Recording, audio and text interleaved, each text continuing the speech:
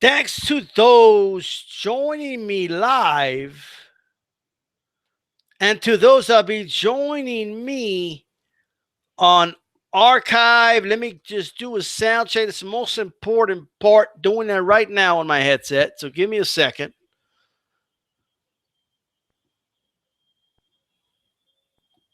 I'm still waiting on it. So also, if you're listening, that sounds good. If you're listening on archive, remember to throw a jab at that like button. Subscribe if you like what you hear. And hit that bell notification like a speed bag. You'll see the shaking so you know. And you get notified when D-Style comes on live, especially for these live feeds, if that's what you want. We also have every day, Mondays to Fridays. Sometimes Fridays we're off. Remember, but 10 p.m. Eastern time is a locked-in time to join D-Style Live. But you could still catch the stuff on archive. All right. Rod Neal in the house says, "What's up, D-Style?" All right. So we are live. That's good. I wanted to check. For those listening on archive, remember everything is timestamped. You'll see the timestamp. All right. In the comments section, you can always go there if there's a specific fight, specific time, if there's a big stoppage or something important, you'll see it. You see it's time stamped, so you can catch that play-by-play if you want to listen to it. And of course, in the middle of the week, I'll post highlights of my play-by-plays. I always do that as well. All right. So right now, ESPN. I'm just seeing a screen that says ESPN event about to begin. I checked some other events and they played. So can somebody tell me if that's what they're getting? I need to confirm that because I don't know if it's an issue at my end or if ESPN Plus hasn't gotten their shit together and hasn't played some yet. I need to verify that. It's very important. All right. Whoever's watching the ESPN Plus right now, are you getting that same message that it's about to start soon, or do I got to fix some? Because I got to know now. What is this? That's supposed to start 10 minutes ago. You make people pay for this. So unless it's just me, which is possible, all right? For those coming in live, do you see the same thing I'm seeing on ESPN Plus? I'm seeing a screen that says ESPN Plus event about to begin. It just keeps flashing it over and over and over again. That's all I see. That's your play-by-play so far, right? I could do a play-by-play of this all day. Yeah, right. Right. No way. While I'm at it, man, right? While I'm at it, I'll be check out a lot of my translation videos. All right. I have one of Andy Ruiz meeting with the Mexican president. Right. The Mexican president speaks. Okay. You could see the video online, but if you don't speak Spanish, you know what the hell he's saying. Right. But I translated it for you. You can check it out. Okay. And then it says a lot of positive things about Andy. Big deal. Meeting the president of Mexico. Big deal. Okay. And yes, AJ10, that's the other thing. It is. But before that, I have a Tyson Fury one with ESPN Deportes. I'll be pumping some of those out, but you guys got to watch them. You got to, hit that thumbs up button. I'm not going to put all that effort if I'm going to get like 5 likes. It's not going to happen. Right. So if you watch it, make sure you hit that like button. Right. They're not that long. They're about 4 minutes long. Just check them out. AJ10 is right. It's a Sugar Week. This is officially Sugar Shane Mosley Week because he won the poll. He won it fair and square. He beat out Timothy Bradley, the Klitschko brothers, and Marcos Maidana. He beat them all out. He was second place last week. Lost to Marquez, right, in the polls, but now he won it. So we're going to officially appreciate this man, okay? We're going to officially appreciate. And by the way, dislikes are expected, AJ10. It's okay. There's people that come in expecting to fight literally on here. It's not going to happen. This is a play-by-play. I don't do links on here. I don't none of that. I don't have anything against people doing what they got to do. All right, do what you got to do. Just it's not going to be talked about here because I'm not going to get flagged here. It's just not going to happen. All right. So I'm not against anything. Do what you got to do. Right. And that is that. But AJ10 is in the house. AJ10, I need to hear here. Do you see the same thing I'm seeing, or is this just me? I'm seeing ESPN Plus event about to begin. That's what I'm seeing. Is that what you see? Or if it's just listening in and shit. But I do need somebody to tell me if that's what they're saying. Nobody's told me yet. Like, somebody say something. Right? Now, I know I get that some people tuning in. They don't even have it on. That's why they're here. But whoever does have it on, is that what you're seeing? Or do I need to fix something? Okay, Joe Lopez, 4 downs. He just made it clear that he's seeing the same thing. Right? Last week, I messed up bad. Okay, fair enough. You know, so this time I put the shit on airplane mode. Nobody's going to call me. Okay. That's not going to happen. And not only that, you know, we're going to be live now. We're not going to be fast forwarding through some rounds or anything like that. Okay. You know, we're not going to have somebody spoil results on the chat. It happened last week. Not cool. All right. That's your kind of profit confirms as well. We got 2 confirmations not on yet. So you were just talking about a sign. It's definitely Sugar Shane Mosley. I'll be doing the official video announcing it and all that. We'll be getting some polls up. Right? If anybody has any ideas on a poll for Sugar Shane Mosley week, Sugar week, right? Tell me now. Like, what's a good poll to do? Right? What's a good poll to do for Sugar Shane? Shane Haynes says he's in England, mate, he says. For all the way out in England. Look at this. We're going worldwide with it. I remember we had people from Poland, and a couple of fights ago, we had people from, where was it? Where's Pursoon from again? Poland. Was it Poland? Was that Poland? All right, but we got people from all over the world coming in here. Tyson Fury is about to fight, guys. Will there be a shocker? I don't know. All right. I don't know if we're going to get a shocker tonight, but here we are. We're just looking at a screen. ESPN has people that pay for this shit looking at a screen. Like, give me somebody, right? Just put a fighter on the screen to talk. What is this? I'd rather hear Max Kellerman talk or something. Show us some fight highlights or something. You have a whole archive. Well, why are we looking at this screen? I really hope that they're not having a malfunction, bro. I really hope that's not happening.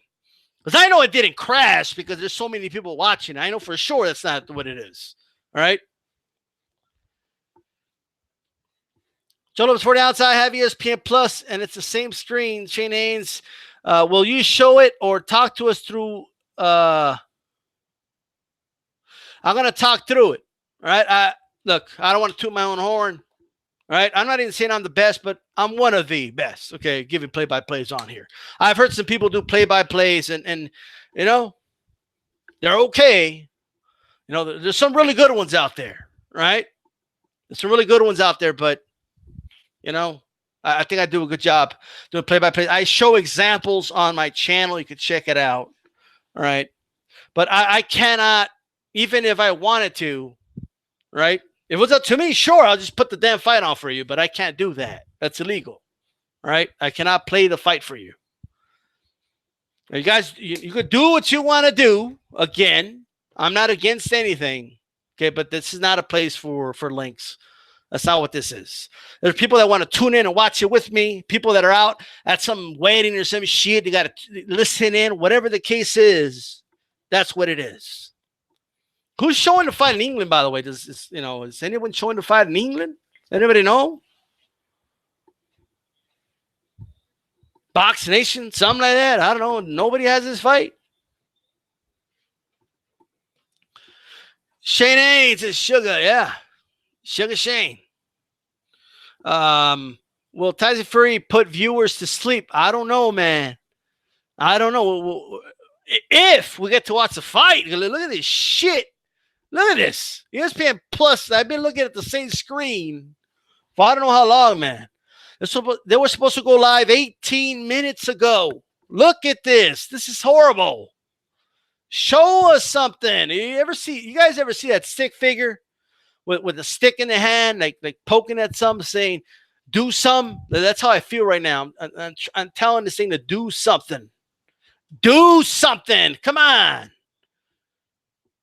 BT Sport has it. There you go. So BT Sport, I don't know. If you need to find something, find it. Hey, you guys can still do what you got to do and still listen into these styles. You can do both. All right. A lot of people watch it. They hear my commentary. It's all good. I do not, by the way, I do not listen to what the commentators are saying unless it's so loud that I kind of notice it. I have headsets on, and I don't in no way, shape, or form want to be influenced by anything.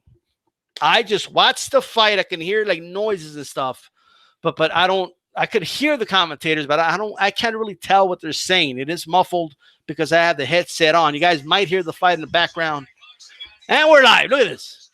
It just came on. Thank God. And Tessitore is announcing right now, guys. I don't want to get flagged, so I'm going to lower it a little bit. They are in the MGM Grand in Las Vegas. We're back in the MGM Grand Arena, Las Vegas, Nevada. I never been there, by the way. I never been to the MGM ever. I got to watch a fight in the MGM one day. I got to watch a fight in the Garden for sure. All right. And this is, of course, Top Rank is promoting this. Bob Aaron's been around running his mouth about Andy Ruiz. Coincidence? I don't think so. All right. No, sir. AJ10, yeah, you know, it's better than the Zone. The production is better than the Zone for sure. Look at that. The Gypsy King. They're showing the suit of the Gypsy King gets sewn on. The one that he had of all those bare knuckle fighters. Good suit, Bob. I like that suit. That was clever by Tyson Fury. All right. They're showing all these pictures of all these legends. Look at this. For those watching, look at that.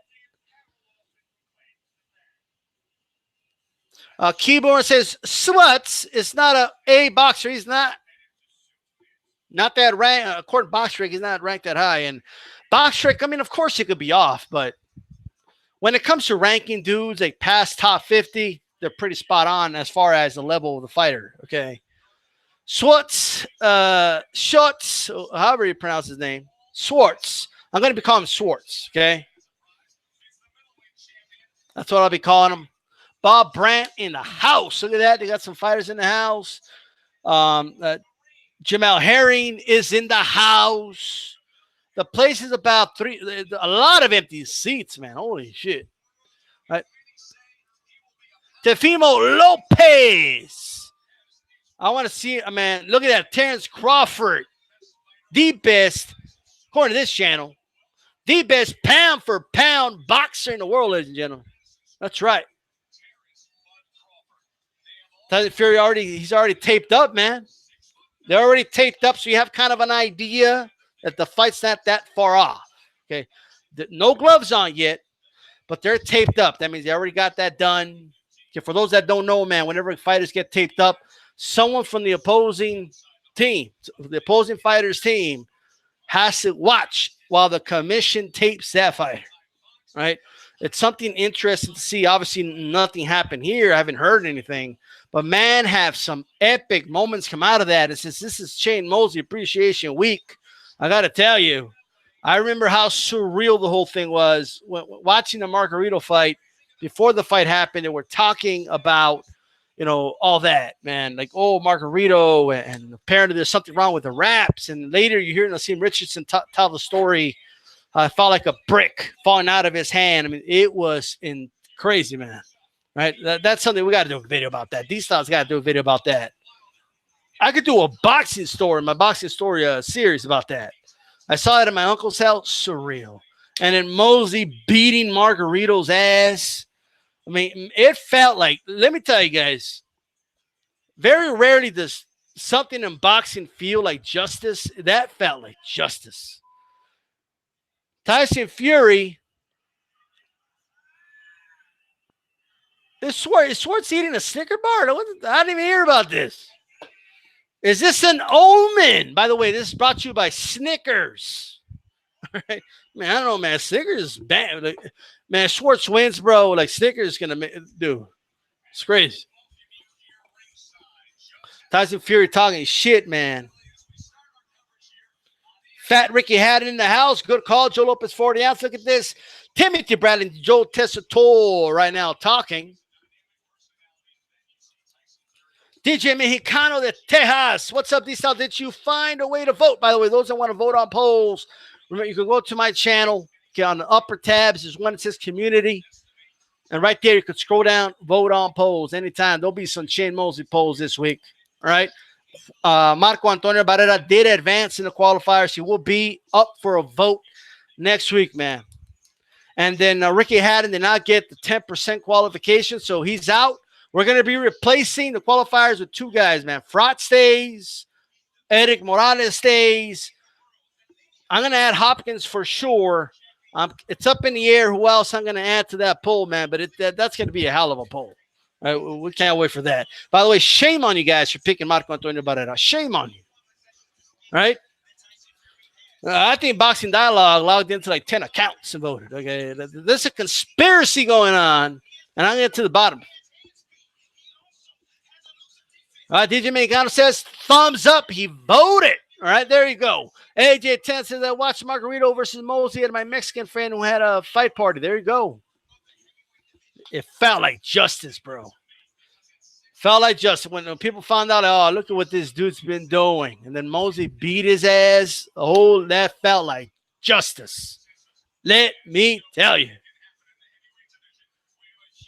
DJ Mexicano Tejas gives me that thumbs up, says he voted. Have you guys voted?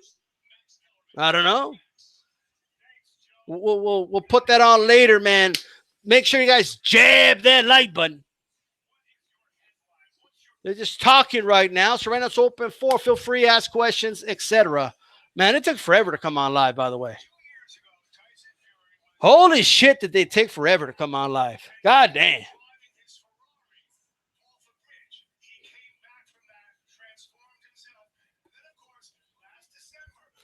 When I call the fights, guys, all right? When I call the fights, just remember, while I'm calling it, I can't respond to questions and stuff like that because I'm actually looking at the fight. I'm trying to describe the fight the best I can to people that are not seeing it, right? You got to keep that in mind, right?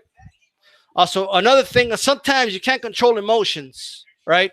But this is not a reaction video either. So I'm not here to scream and holler when something big happens. You guys can do that if you want. But I need to call what I see while for people that are not actually watching it. Got to keep that in mind, all right? AJ 10 Las Vegas doesn't start fights before 11 Eastern. Yeah, that's the other thing. Good point, AJ 10. We are in the West Coast, okay? For those, like that are in Europe or something like that, I mean, the United States has just the 48 states, right? Not Hawaii is a whole other story. They're way behind, right? And I think Alaska as well. But I'm not too sure about Alaska. I think Alaska is like an hour behind California. I could be wrong about that. But nonetheless, the 48 states, I mean, there's 4 time zones. There's a 4-hour difference between New York and Los Angeles. It's coast to coast on a continent, right? So there's 4 time zones. So that's why sometimes it's kind of all over the place, right? When a fight's in England, you have a general idea when that fight's going to be. In the U.S., you got to look at the time zones. If a fight's in New York, it's going to be earlier, right? It's because of the time.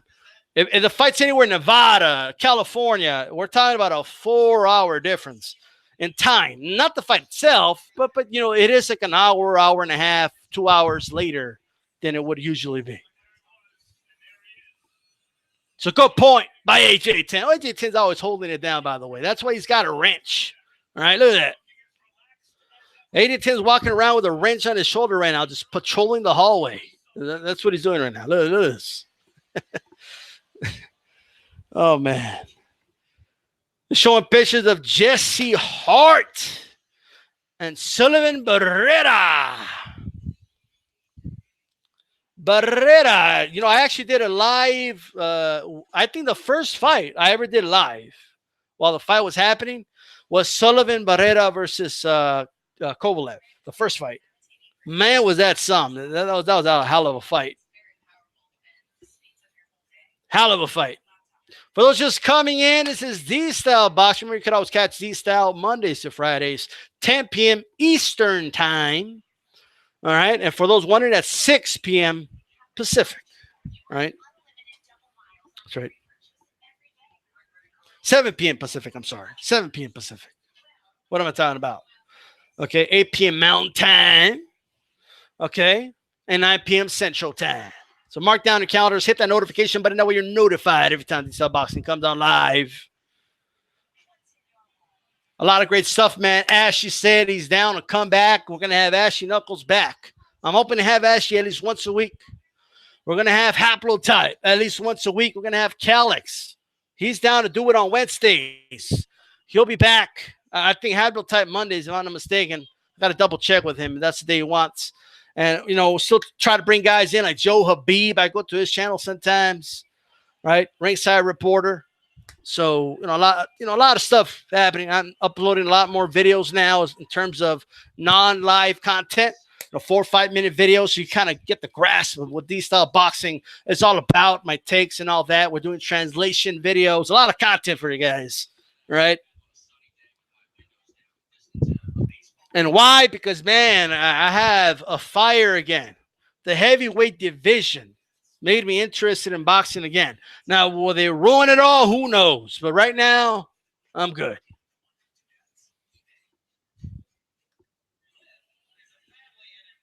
Why is Fury still being called Lino after he retired? And Mr. Doc in the house says, how big of a heel did Raps incident make Margarito, Jake the Snake, Ric Flair, Iron Sheik? And this is another guy, man. I'd love to have Mr. Doc on one of these lives, right?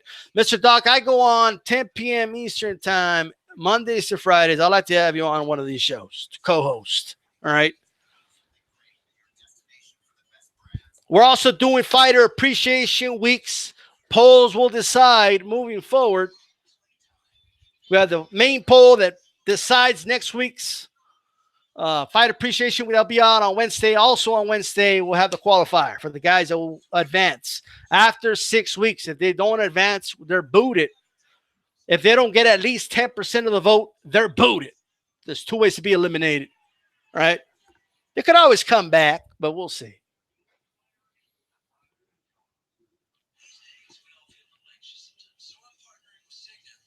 But as far as to how big of a heel, man, but was he a heel? Big heel. Like Vince McMahon level in his prime heel. All right.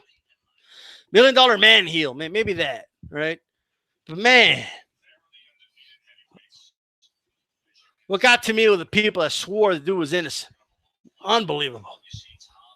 Unbelievable. And what a disgrace. And let me tell you something. Right. What a disgrace to Mexican boxing that was. Right. See, all the great Mexican fighters, man, I never shamed them once for losing, ever. As long as they went out there and they gave it their all, gave it 100%,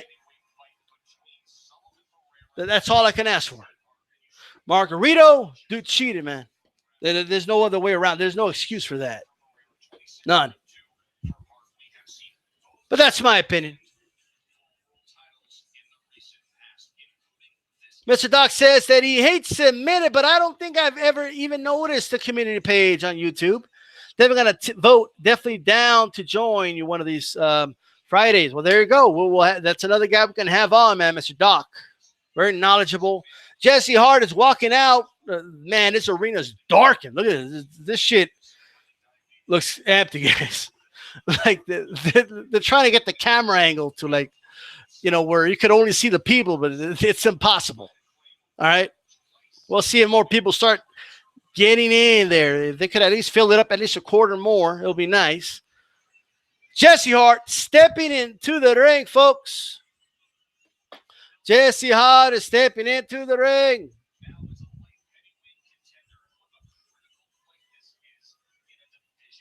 No, he's not related, okay, to the comedian. All right, so don't start with these jokes. All right. I do not want to hear it. Okay. Don't do this to me. All right. And now Sullivan Barrera is walking out to the ring, guys. Okay.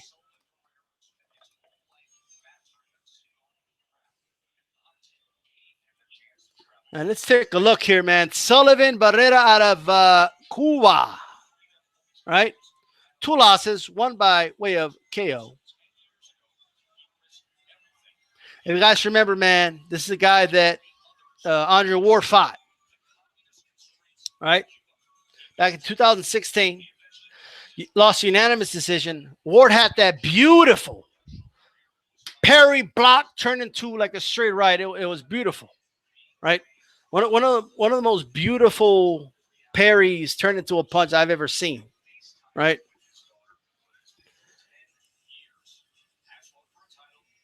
And I don't even think it was. Oh, hold on. I got to plug myself in, guys. I'm not plugged in. Let's get plugged in.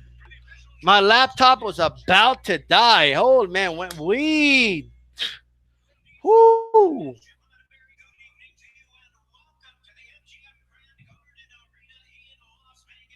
Right now, Jimmy Lennon Jr. is doing the announcements.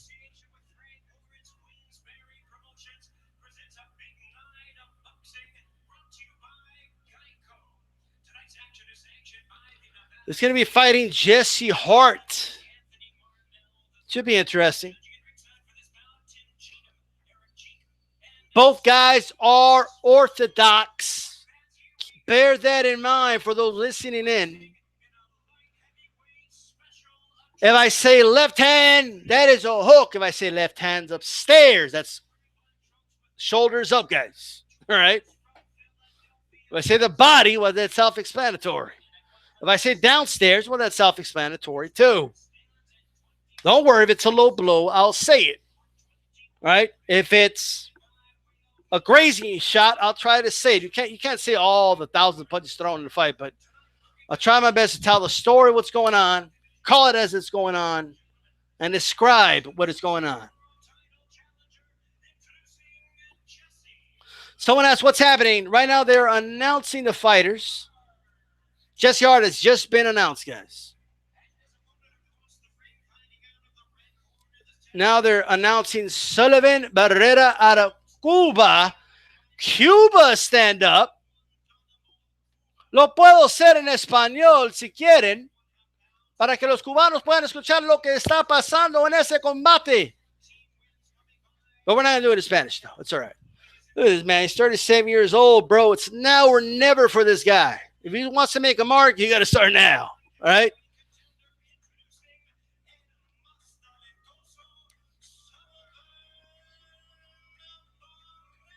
Both guys coming in, man, with a lot to with a lot to prove, man. I'll tell you that. Hart's coming out of that Gilberto Ramirez loss. So both guys are coming to the center of the ring with a referee.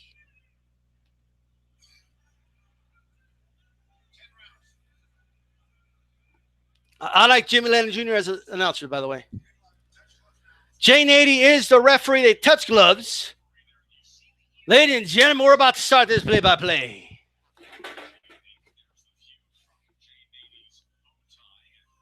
I know, we won't do it in Spanish. Relax, okay? They're showing a ref cam right now. I like that camera. Holy shit. I'm telling you, man, ESPN way, way above, the zone when it comes to production value. And here we go. They're in the center of the ring, pawing at each other. Hart pawing out a jab here. Both guys pawing out jabs. A little more of a flick from Hart when he throws out that jab, but nothing has landed. Okay, Jesse Hart circling left. He's near the corner. He's circling left again. That was right, then left. I'm sorry. Now right. And he moves to his left. Circling left is Hart. Barrera stalking, but nothing being thrown. Jab inside by Hart upstairs. A lot of feinting going on here in the ring. Hart trying to go for a three-punch combination. I don't think anything landed there. Good guard by Barrera up. Barrera goes with a jab to the body. Hart continues to circle left here. A lot of moving to his left a lot here is Hart. More to his left. He's near the corner. Barrera can't quite cut off that ring. Uppercut inside by Hart. More of an arm punch, but it still landed. He held him, broke him off. The ref says, go. Again, a lot of feinting by both guys. Hart is moving left right now, and he moves left again. Moves away from a right shot to the body. He moves away from it. He tries to go with a 1-2. It looked like the right hand grazed. They're holding. Ref, Nady breaks him up. A little bit of a pawing upstairs of the jab by Barrera, but nothing landed. Barrera goes with the overhand. Right, it gets blocked.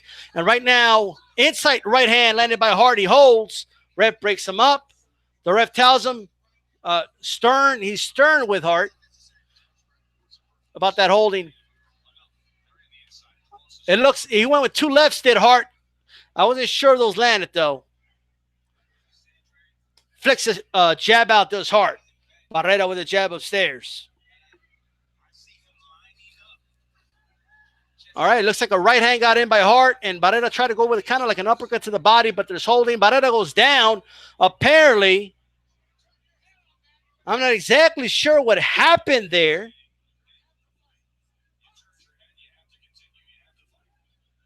And here we go again. Tries to go with a right hand, does Barrera, but it gets blocked by the shoulder of Hart. Hart goes with a white hook and misses, and he's holding on again. I'm still not sure what happened with Barrera. We'll see it in the replay. But he went down to the canvas holding his face. Okay, goes with the right hand to the body, does Barrera. That was a straight right. Tries to get a left upstairs, grazes. A lot of complaining to the ref, does Hart. They're back in the center of the ring. None of the guys land again, and they just hold and the bell rings.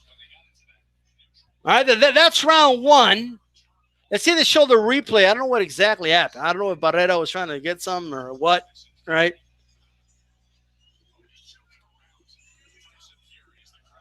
Well, that's what I want to see. Let's see. They're showing it now. Barrera, Hart gets a jab in. Then he kind of hits him. No, that was Barrera. I'm sorry. Come on. Hart hit him, kind of like an arm punch in an upward motion. I don't want to call it an uppercut because there was no leg behind that. But Barrera, tries to act like, I don't know if he was trying to get a disqualification or what, but I'm glad they continued that fight. Okay, because when I was watching, I was like, what the hell is going on here? All right. Barrera gave him a receipt. That's right, collecting those receipts. Now you want to hold here. Bam. Ding, ding. Center of the ring, both Hart and Barrera throwing jabs upstairs. Hart moving left, moving to his right now as Barrera did land a jab to the body while Hart moved to his over to his left, that is. And right now they're holding. Ref breaks it up. Is this going to be a stern warning by the ref? I think there has to be at some point. Seriously. Missed jab by Hart. Barrera's trying to get those jabs to the body. Now Barrera goes down. It was kind of shoved there. Right? Nady says, no, no, no. That's not a knockdown. Here we go. They're back in the center of the ring. Big miss by Hart upstairs. Big miss of a overhand right. Right? Barrera had him in a headlock. They're both landing shots inside. Hart hits. He lands a good right on Barrera against the ropes there. They're tangled up. Turn around. They're broken up. They're holding again. Right hand, overhand right by Barrera, uppercut by Barrera, right hand upstairs by Barrera, and Hart got him with the left in between that. No guy's really landed a big flush punch yet. It hasn't quite happened. Barrera is literally hugging. He's putting his arms around. That's not quite a clinch. That shouldn't be allowed. Left upstairs by Barrera. He tries to go with the right hand to the body. Hart tries to get some uppercuts inside, but they're stuffed by Barrera. Nady warning both guys here. Short hook, I think, landed there by Hart, and then Barrera comes with a short right himself. Left to the body by Barrera before they start clinching. This fight's getting ugly. A lot of clinching going on. Barrera with a right hand right when they separate. Another right hand by Barrera. He did a good job stuffing those punches to Hart as well. Uppercut by Barrera right in the inside. Hart's trying to hang on. He's putting his hands out, almost asking for help from the ref, and he misses a big right, does Hart. Barrera with a left to the body. Left upstairs by Hart, and the next was blocked. And right now, uppercut by Hart. He gets a right hand in. Barrera with a left hand upstairs. Barrera's hugging Hart. They're separated by the ref. Here we go again. Right hand by Barrera. He follows up with a left to the body. Barrera just leaning on Hart. Hart lands a two-punch combination there, just leaning on him. Ref looks at him, points at him, and here we go. Both guys missed two wide shots there. They're on the inside. Hart has that left hand held. They break up, and look, they both land some shots inside. Both trying to get some uppercuts inside. Wide shots missed by Hart. Right now, again, getting hugged by Barrera as Hart. Ding, ding, there's the bell. Ugly fight so far. This is an ugly fight. And Barrera is leaning, all right? He's leaning on Hart. Just an ugly fight. I mean, holy shit, is that an ugly fight? It looks like Hart tried to get a right hand in there, but it was a push. He did shove him down. So good call by the ref. That's not a knockdown, right? This fight's getting real dirty. Nady has to be stern. He needs to, I don't know, take away a point some, but he needs to get control of this fight. This fight's getting out of control real quick. Barrera's leaning on him and hugging him at times, and then Hart is initiating holding as well. I mean, this is getting ugly. 8-10 says he likes this fight. I'm not saying, when I say ugly, I'm not saying it's not entertaining. I'm just saying, you know, it's not a polished fight, is what I'm saying. Right? So I hear you, AJ10. But it's not a polished fight. It's you know, it's ugly in terms of it's not polished. Look at Andre Ward right now in the commentary team. He beat Barrera pretty easily, actually. All right? So if he wins, that makes Andre Ward look good in a way. Although I don't believe in that pyramid sub, but still. Alex Rodriguez, I didn't see him. Right now, they're back in the center ring, folks. Barrera tried to get a left hand up. Again, holding. Every time Hart tries to get something, he stuffs him, but it's getting out of hand here. It's not just holding. He's literally hugging him. Barrera still trying to get those right hands to the body, but he missed there. Hart is moving to his left a lot in this fight. Look at that. He's circling to his left, and then he tries to get a right hand in, and then bam. Either he initiates the hold or Barrera holds him. Right now, the ref, again, stern with both of them, tells them to box. Both guys try to get some hooks in. Nothing really flush. It looks like a right hand landed by Barrera, but Nady's big head blocked the view, so I'm not sure if it landed. And right now, they're getting back in the center of the ring. A lot of posturing. They're both trying to set up punches, but nothing is landing so far. Barrera tries to get a right hand in. Nothing. Left hand. That was left hand. I'm sorry. Tries to get it with a right, but again, circles left does Hart. Nothing flush landed. They're grazing with a lot of these shots that are being called, but nothing really flush is being landed so far. Again, ESPN has to improve those camera angles. The ref's blocking the view at times. Holding. They're just holding a lot here. Good right hand to the body by Hart landed in between that. Everything else kind of, I mean, they both threw like 3 punches each, but only that right hand really landed there. Clean. Right now, Nady looks at Barrera and he says, yo, what's up with this? Stop that shit. Right? Again, holding him. Paw on the left upstairs, nothing. Hart is he got a left punch in, man, to the body. Barrera with one of his own. They're both throwing upstairs. Barrera snuck in a right hand inside. And he's holding him again. He's pushing him back. He's leaning against Hart. Man, this is ugly. Ref separates him. Tells him to go again. Hart is leaning forward a lot. He could get clipped with a hook there. Barrera with a jab to the body. Man, Hart missed a big right, a big left upstairs.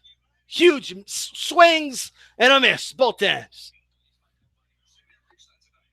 A lot of posturing. Again, Barrera missed the hook. Hart missed a big right hand, and then they clinch. Barrera still throwing jabs, trying to throw jabs to the body, right hands to the body. Jab upstairs by Hart didn't land there. Hart again throws a jab. Barrera feinting a lot of jabs here in this fight. Look at that. Boom, that hook got stuffed. Nothing clean landing. And they both throw again. Nothing really clean lands. I believe the truth, yes. I do believe Tyson Fury fight is next. I'm trying to get a good angle here. Show us if they've got the gloves on already, ESPN. Does he have the gloves on? Yep. Look, Schwartz is already hitting the mitts. He's already warming up, guys. So, yeah, absolutely, this fight's next. Absolutely is this fight next. By the way, take a moment. Thumbs up the video. Throw a jab. Throw a jab at that like button.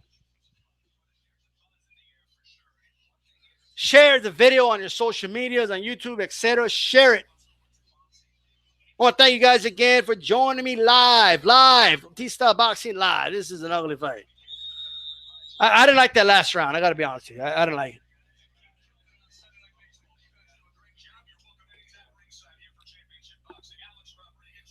Ding, ding. Center of the ring. Bro, circle. Hart circling to the left after he throws a jab.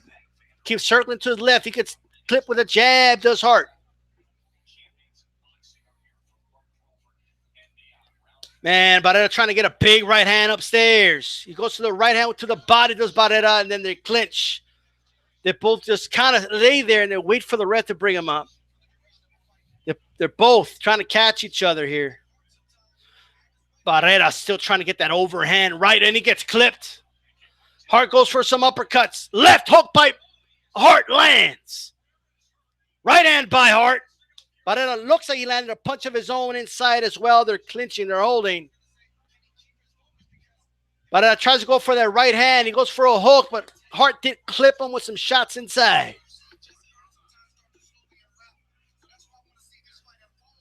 Hart with it left to the body. Barrera just leaning on him. Right hand to the elbow of Heartlands. They're both inside. Barrera just pushing back, trying to get some uppercuts inside. Left, right by Hart, but while he's moving back, no mustard behind that whatsoever. Ref, tell him some. Right hand by Hart upstairs. Left, right, again, uppercut by Hart.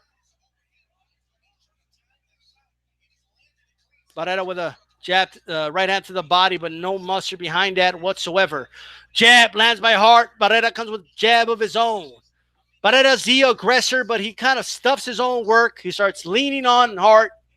He needs to do some more. The punches of Barrera getting stuffed by the guard, and he's too close. He's smothering his own work. Uppercut by Hart.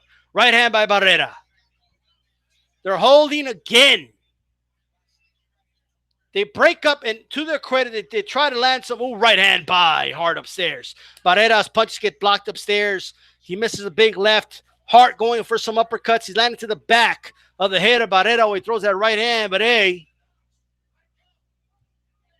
they're both leaning against each other. They both land, but Nady breaks them up. Let's go. Let's go. To the body. Does Barrera with the right. Hart with the left. Barrera upstairs with the right. He tries to get some uppercuts inside, but he's smothering his own work, folks. Right, overhand right by Barrera lands. Barrera trying to get some hooks. Right hand by Barrera upstairs. It looks like Hart is hurt. He's got Hart against the ropes. Hart had a good punch of his own before that. Left hand lands by Barrera. Right hand by Barrera. Right hand by Barrera again. Jesse Hart survives that. Hey, he took some good shots right there, man. I got to tell you. Right? He took some really good shots there. I think for the first time in his fight, Barrera really started landing some clean punches. He really took control in the end there. Had him against the ropes. The bell rang. So he's good. The Diesel in the house. What's up, D-Style, man? This guy's been distracting me for a while, man. I see you. Hart had some good shots, man, early. They're showing a replay of a right hand that he landed there. I mean, really good. And then he landed like a left. And then before he got hurt, man, I was interrupted while I was about to say that he landed something good. And then Barrera came back. And are they going to show a replay of that? There it is. There's a right hand. They're showing, and then he lands it again. That was beautiful. He lands it, then he kind of like pauses, and then bam, he throws it again. That was beautiful. Well done. Bam, that was beautiful by Barrera. Barrera, they're in the center of the ring. Hart is turning left. Barrera's been the aggressor this whole fight. Whenever they are actually fighting on the outside. But then they get on the inside. It's just, and they're both the aggressors at that point. Barrera with overhand right in, it just grazes. That was a jab and an overhand right by Hart lands. Barrera goes to the right to the body, tries to go upstairs, but it's stuffed. They're holding, and they're broken up by the ref. They're posturing, feinting. Circle to his left is Hart. He's still circling. He's close to the corner. Barrera cuts off the corner, then he holds. Is the ref going to break? When he cuts off the ring, that's what he's got to do is throw those punches, man. Ooh, a lot of missed punches there. He misses the right and left, does Hart. These are swing and a miss, folks. Air ball. Jab upstairs, snaps the head back of Hart. Good jab by Barrera. Barrera sneaks in a left-hander before the ref breaks him up.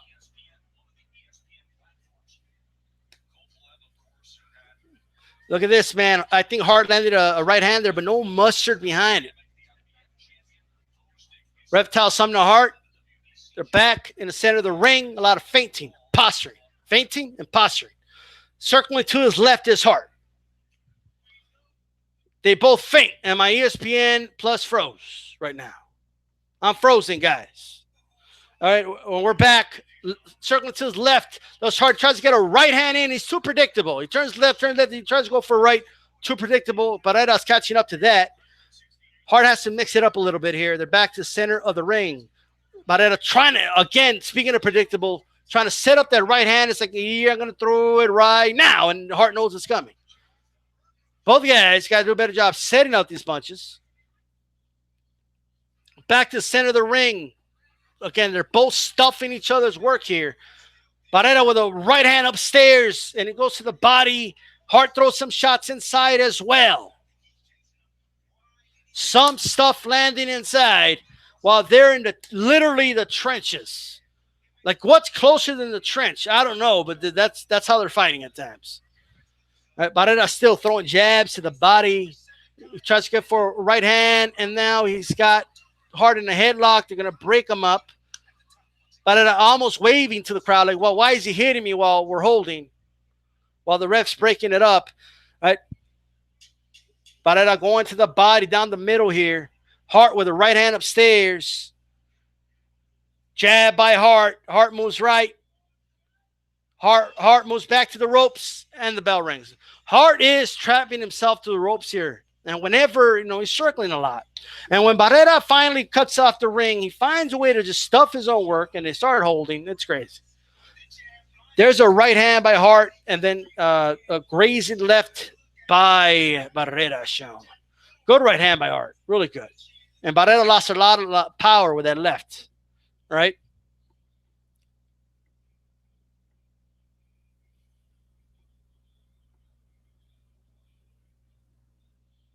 I don't know why I'm frozen right now, guys. I do apologize. I don't know what's going on. But it should pick up in a little bit.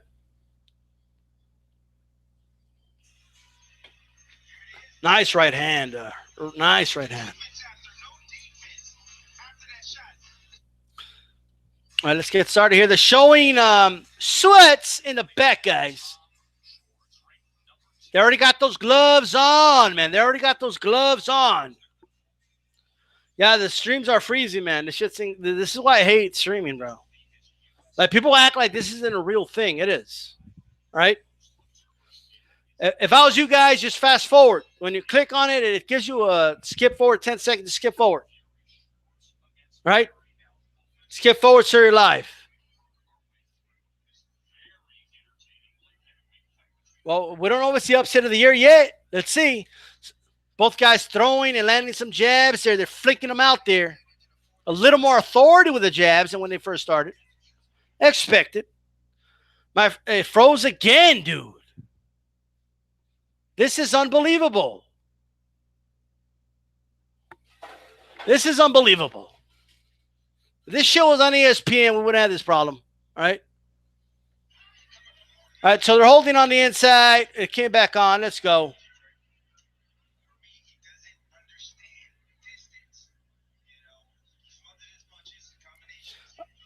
Same. Oh, right hand by Barrera upstairs. He follows up with another right hand.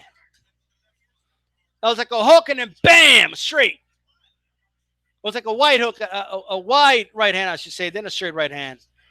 Really good job by Barrera when he sets that up. Joe Opus 40 ounce says his stream froze twice. Unbelievable. Again, they're holding in the inside. They're broken up again. And nobody keeping count. Hart led with a hook. I mean, with an uppercut. Horrible. 2 shots inside in the body by Barrera. And he comes another right hand to the body by Barrera. Hart just holding.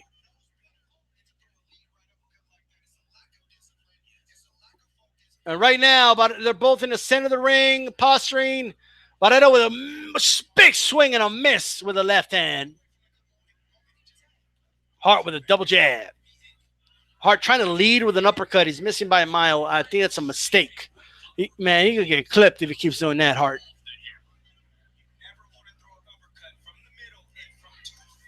Jab to the body by Barrera, but he gets clipped upstairs. Right hand by Hart.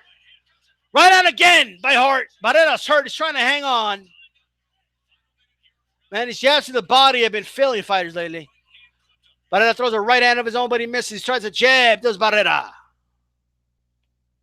My thing froze. God damn it, man.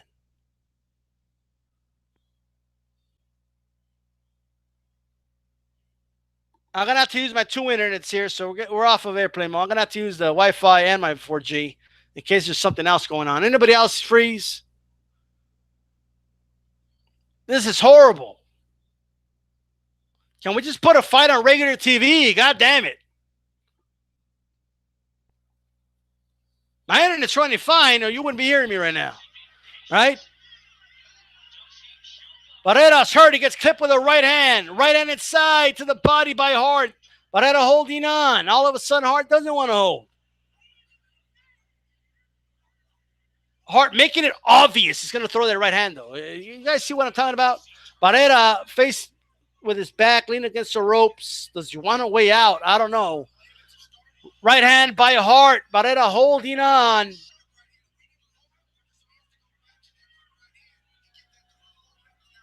It's actually ESPN Plus that season, but a lot of holding inside. Man, Hart, he's too predictable with it. He's got a good right hand, but he's too predictable with it. What is going on with this shit freezing, bro? Like, what is this? Let's just go straight 4G shit. What the hell is this? I'm trying 4G. I'm trying internet. I'm trying everything. Still freezing. This ain't good. This isn't good. What the hell's going on? Let's go. Let's see if I can just... They're walking back to the ring. Unbelievable, bro. Unbelievable. They got to fix this shit or just put on regular ESPN, man. Unbelievable. This is the best part of the fight, and it froze. So I apologize to the viewers. I could promise you it was not my internet. If it was, well, you wouldn't hear me right now. Right? Like, I'm streaming live right now. You guys could hear me, right?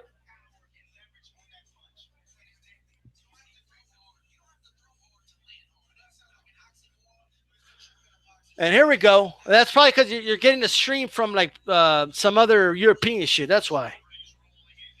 Shaquille O'Neal in the building. Basketball Hall of Famer. The Diesel. Right? And look at this. Tyson Fury. Loved up. Moving around. Doing his thing. And now, look at this. They're back in the center ring. Turning to his left is Barrera while he's throwing, Love while he's throwing, Hart, I'm sorry. God damn. While he's throwing that jab, flickering that jab out, now he's circling right. He's stationary, moving left. Barrera still throwing those jabs to the body. Barrera, man, good job by Hart blocking that hook of Barrera with his shoulder. They're separated by the ref. They're back in the center of the ring. Barrera still holding. Hart looks at the ref like, yo, well, come on, man.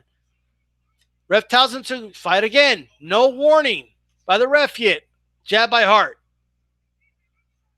Jab by Hart. Big miss with that right hand by Barrera. Huge miss.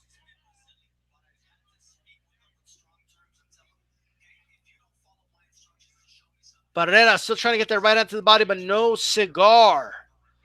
Flicking upstairs of that jab is Hart. Is moving left. They're again tied up.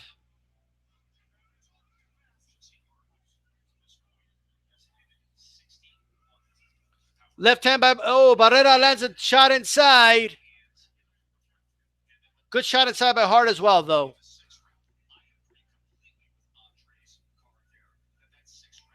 I agree with Ward's scorecard. For those that could see it, I agree with that card. Right now, Barrera missing again with that big overhand right, and Hart comes with a right of his own. Those are the rights he needs to land. When you make a miss and then bam, hit him. Then that's when you got to do it. He missed a huge out. He got no leverage on that right hand. And right now they're both tied up again right after trying to get right hands up upstairs. Again, Barrera making it obvious. He's going to throw it right to the body. He needs to do something here to be back in his fight. This fight can get away from him. Tries to go for a right, then he holds. He starts stuffing his own shit. Another right hand miss by Hart, and then he holds. Like these guys, man, it's like as soon as they miss or hit, like they hold. Again, same thing, and they're holding. Hart trying to get that jab inside. He's circling left is Hart. Hart again with that jab. Hart does lower his right hand, man. He lowers it when he throws that jab, man. Like hardcore. Man, big right miss by Barrera. Both guys' accuracy has been horrible with the right hand in this fight. Holding again. The throwing arm punches inside. Hart, does the gesture of pushing. I don't be saying, hey, this guy keeps pushing. That's the end of the round. What's going on? Underground Asylum says D-Style salute and shout out to the chat. How's it going, gang? How's it going? This mother said the lineal champ is the unbroken chain. Lie. Man, lineal championship gets broken all the time, bro. What are you talking about? Is that what he said? Who said it? You got to say it to promote this shit. They almost got to say it. They're talking about lineal champ. What do you mean it's unbroken? How did Vladimir Klitschko become lineal champ? Can you tell me that? He didn't beat Lennox Lewis. What do you mean it's an unbroken chain? What the fuck are you talking about? This is so terrible. This is literally propaganda, folks. That's what this is. All right?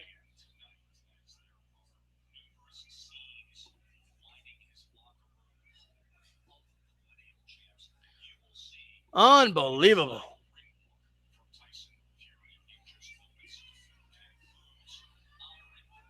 They're back in the center of the ring, man. This fight, man. Right hand by Barrera. He tries to get some uppercuts inside. Again, stuffing his own work. They're broken up. Here we go again. I feel like I'm saying the same thing over and over, but that's what's happening in this fight. Double jab by Barrera. One gets in. Right hand tapped on Hart by Barrera. Look at this. They're tangled up again. Barrera's holding the back of his head, waiting for the ref to break him up. This shit's horrible. Big overhand right after 3 attempts by Hart. Lands. Right hand to the body by Barrera. He tries to sneak in an uppercut upstairs, but doesn't quite get the full leverage there. The ref calls Barrera to his corner. And they're going to retape the glove. They're going to retape his ass. Unbelievable.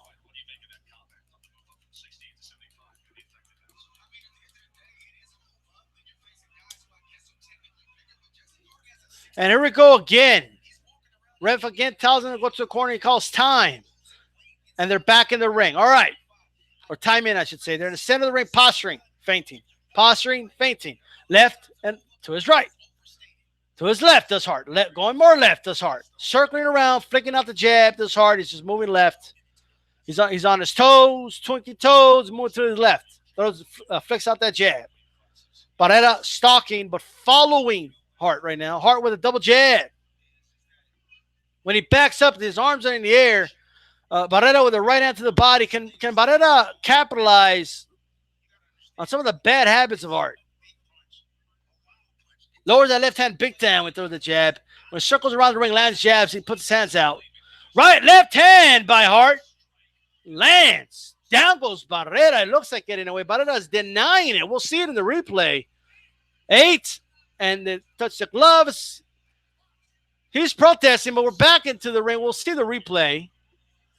Right hand thrown by Barrera and a miss. Barrera goes to the body and he holds, and he's going to the left. Or his right hand is getting clinched, actually, by Hart. They're separated back to the center of the ring. Hart misses with a big right hand. Hart's back against the ropes. He's moving left near the corner to the ropes. He moves right over to the corner, and Barrera is just following him. He's not cutting off the ring. Jab by Hart. Right hand to the body by Barrera. Hart keeps moving to his left. He's circling to the left. Let's go. Barrera caught him with a right hand. They're in the corners, and now he's clinching Barrera. They're broken up. Hart flicks out a jab. A lot of feinting of the jab by Barrera, but he doesn't do anything with it. Unbelievable.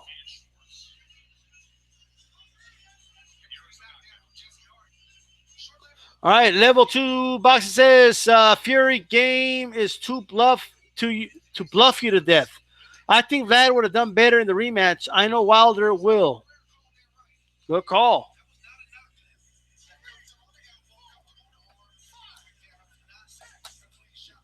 Hold on, I was over here talking to Chad. I didn't see the replay. Let me see that again.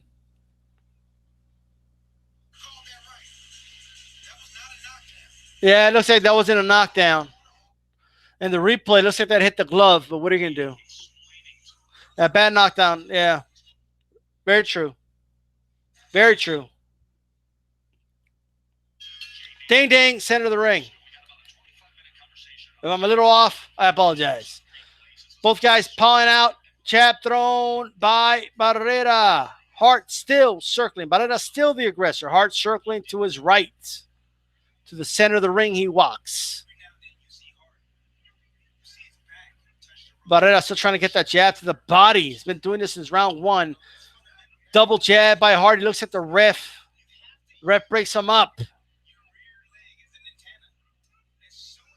Barrera circling to the left again. Both guys pulling out those jabs. Hook land. Check hook by Hart. Hart getting those jabs in. Jab upstairs by Barrera as he's stalking, but following. He misses a big right hand. He's circling at a good distance, this Hart. I would wish he would do a little more here. He could set up a lot of stuff here. Both flicking jabs. Some land. Right hand to the body by Barrera. Ooh, both land some clipping the hooks there on the inside. Jab upstairs. Jab. Another jab by Hart. Both jabs land by both guys. Holding. Hart signals downstairs below the trunks. He's signaling that he got hit. Okay, basically below the waist is Hart.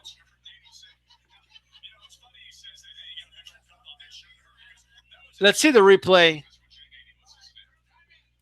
They reviewed the knockdown but didn't overturn it. Unbelievable. All right. Hook upstairs by Barrera. A lot of posturing by Hart. Speaking of bluffing, is he bluffing? Left hand by Barrera. Overhand left by Barrera. Another one. And he misses the big shot. He covers up. He turns his back. What's going on? Ref tells him box. Why did Hart hold back there? Big swing and a miss by Hart. Jab to the body while he stalks, does Barrera. Jab, jab. I mean, he's just throwing jabs. He's back against the ropes sometimes, it's Hart. Right hand upstairs, grazed. Thrown by Barrera, just grazes Hart. Could have been devastating if he landed clean. Another right hand and a left by Barrera upstairs. The angle makes it tough to see if that landed. Jabs upstairs by Hart. Another jab upstairs by Hart. Barrera's throwing the two, but Hart's landed. Short hook inside by Hart. Right hand to the body by Barrera. Barrera again, they switch angles when he threw that right hand. I'm not sure if that landed.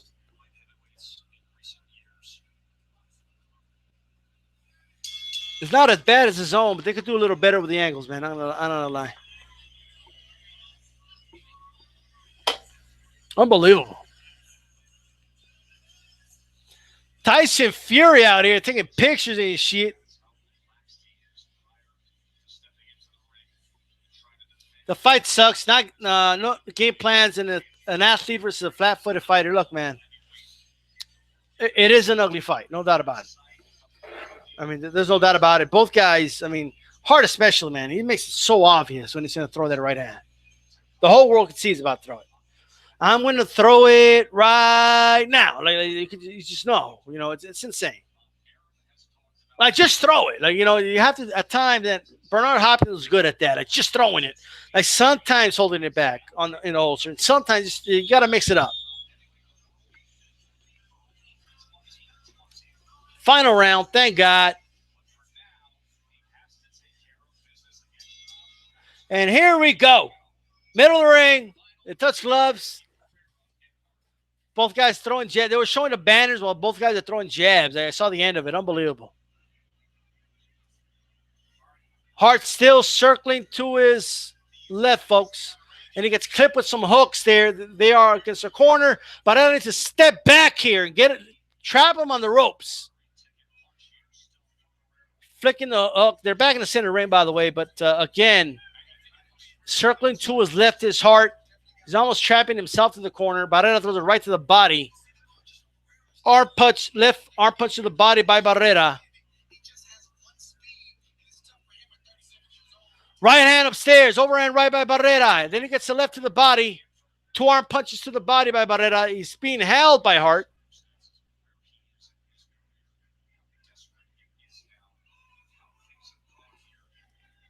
That's right. Good call. I saw something for no pivots. Not much. Oh, man. I think Hart clipped him there and then with a... Man, Barrera grazed him with an uppercut on the inside. Flicking that jab again is Hart. Right hand to the body by Barrera. Now they're being separated after a clinch. We're a minute 40 seconds left in this fight. Flicking that jab upstairs is Hart. Barrera with a right to the body. Barrera's been the aggressor this whole fight. On his back foot has Hart been the whole fight, aside from when they're clinching. Circling to his left still. Hart goes for that hook. They're holding now.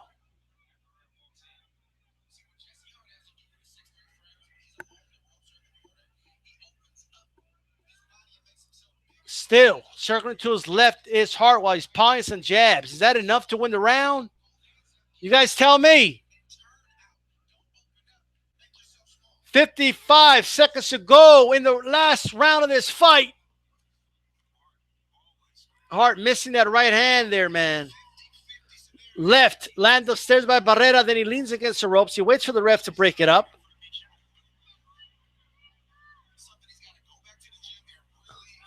Barrera going, still trying to attack that body.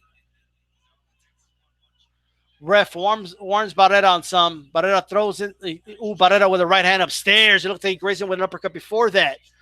Hart makes it obvious that he got hit because he sticks his tongue out and starts circling left. Left inside by Hart. Well done.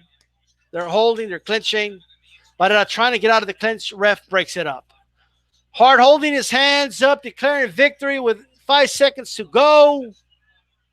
And then moving left, he kind of feints like he's walking away, and there we go. That's the end of that fight. I do not want to see a rematch ever again. Look, I like the first few rounds. After that, man, horrible fight.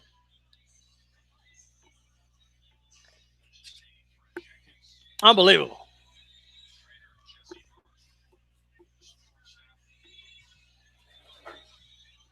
How do you guys score this fight? Lassie says Hart ran and held the whole fight. Barrera looks disgusted. He did, man. Right, circling left, occasionally right. A lot of circling, flicking that jab. He did a lot of that this round. Barrera clearly the aggressor. And while he was guilty of a lot of holding himself, so was Hart. I said it early. The ref needs to be stern here and take control of this fight again. But what are you going to do? AJ 10 doesn't care when. AJ 10 said he loved the fight in the second round. Look, I liked it as well, man. But after a while, like, holy shit, dude, you got to do more than that. I mean, goddamn, both guys lift a lot on the table. I felt like both guys were making it obvious what they were trying to do. Hart was making it obvious when he was trying to get that right hand. Very few, like, really flush punches landed in this fight. There was maybe 1 or 2 around. But let's hear the scorecards, guys. The judges are in agreement. Judge at ringside, Aaron Cheek scores about 99-90. Steve Weisfeld sees it 96-93. Tim Cheatham scores about 97-92. All three in favor of the winner, Jesse. Dude, one of those judges, I mean, gave all the rounds to Hart. What? I didn't like score round by round, I got to be honest.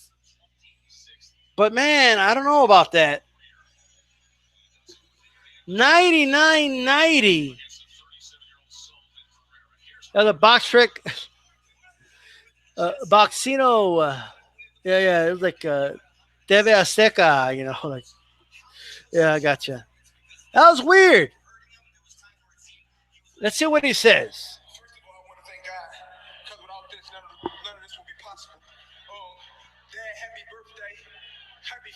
This was for you. I like to say, free Mac and free Big Meat. Secondly, I possess my performance. I think it was wonderful. I don't take nothing away from Barrera, but I hurt my hand in the 7th round. I had one hand after the 7th round. My right hand was completely shot. I couldn't hit. After I hurt him and dropped him, I couldn't really finish him. That's why you seen the left hook come. But as you can see, I can punch with both hands. No, we don't play too much. But we got to grasp. He's saying he hurt his hand. So he couldn't hurt it too much and all that. Okay, right. Could be. Could explain why he was just flicking that jab out there. He hurt his hand in the 7th round, he said.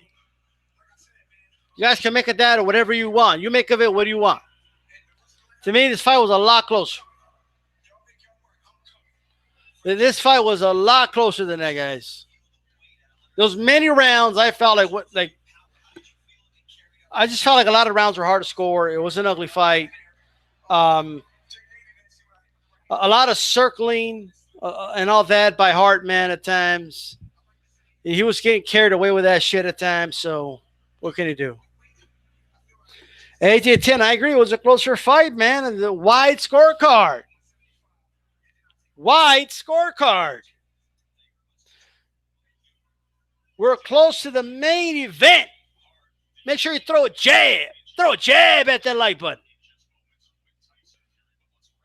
Make sure you also share the video on your social media and the whole nine, on your Twitter, on your Facebook, on Instagram, whatever it is, on YouTube. Share the video right now. Unbelievable. All right? Unbelievable. What are you going to do?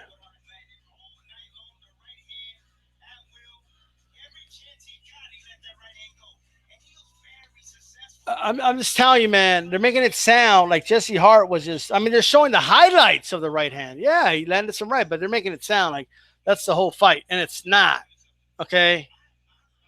It is not, man. It isn't.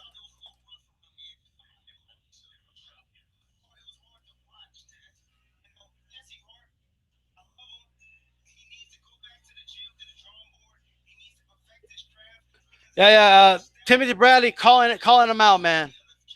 He's calling him out.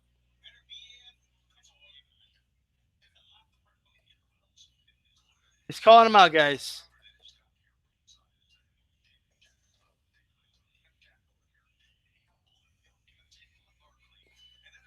Man, Jesse Hart has a lot to work on, man. I'm telling you.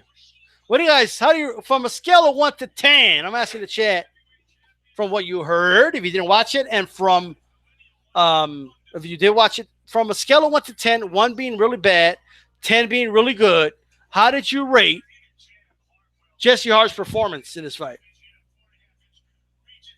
You know, keeping in mind his opponent, right? Like, how do you rate him from a scale of 1 to 10, 1 being really bad, 10 being really good? I give him a 3, right? I'll vote. I give him a 3. Maybe closer to 2.9. Right? Like, I don't think it was complete trash. You could call it 1. Because he said his hand was broken or whatever. Okay, fine. I'll give him an extra, instead of a 2, I'll give him a 3. See, this is -7.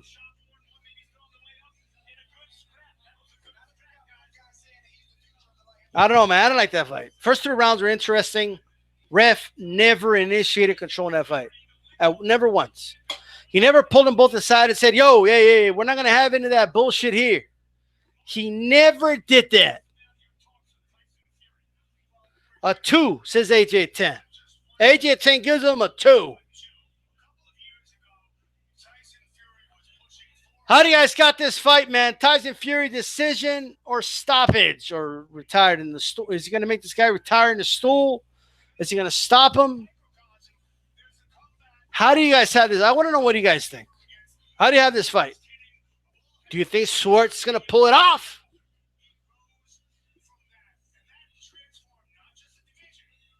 Max says Fury signed a $100 million contract. No, he didn't. $100 million. He didn't sign a $100 million. And then he's on ESPN Plus. Right. He's on this damn app that froze twice during the live feed. Sure.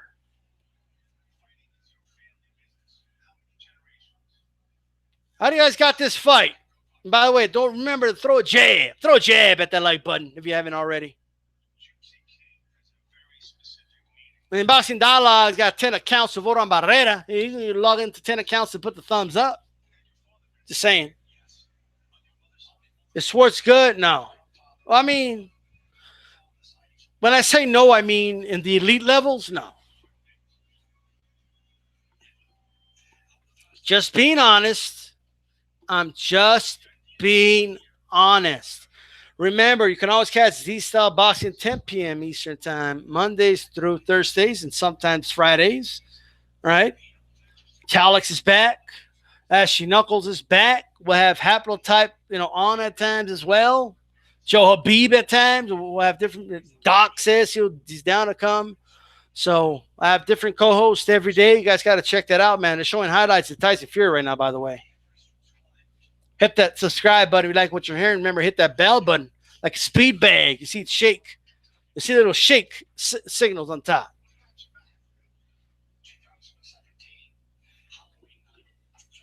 The truth says, as long as Tyson, the boxer, shows up, not the clown, it won't last long. Tyson in 5.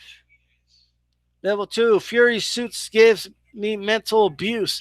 DJ Mexicano de Teja says, I got Fury out boxing him until he stops him. Well, he's going to box him for sure, no matter how it goes. If Schwartz pulls this off, guys, I don't even know what to say. Could imagine if Schwartz wins, and then Ortiz wins, and everything. Like, could you just imagine? Showing highlights of Fury and Wilder right now. 2 times Fury got knocked down. The guy got back up after he got hit by the gauntlet. All right. Can Fury stop him? Absolutely he can. I think it's going to make him quit. Whether it's on a store or in the middle of the fight, he's going to beat the shit out of him so bad he's going to quit. Schwartz doesn't know he's going to quit. I think he thinks he's Rocky, right? He thinks this is a movie. But Schwartz thinks this is like he's Rocky Balboa and shit.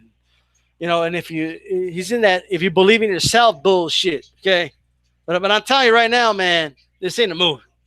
And yes, I get the whole boxing's all mental, and when the skill levels are about equal, it's the mental aspect is important. Sure. But in this case, it's Tyson Fury's not even going to have to use his will in this fight. He ain't even going to have to use it.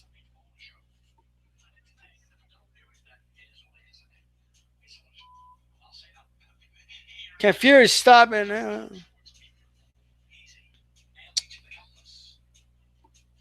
Who's riding with Schwartz? AJ10? Who's riding with Schwartz? Who? I want to thank everybody joining me live right now, guys.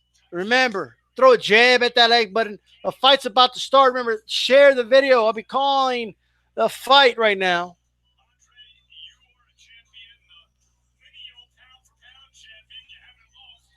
Okay, I got to do something real quick, man. I'm telling you guys, I want to, again, thank you guys for joining me, man. Awesome stuff.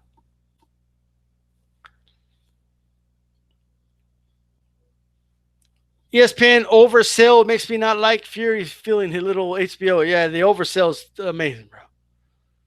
Stop with the oversell, okay? It's getting ridiculous. Stop it, okay?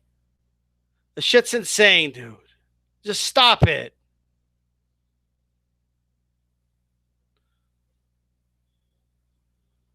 I'm going to share this right now again, so bear with me.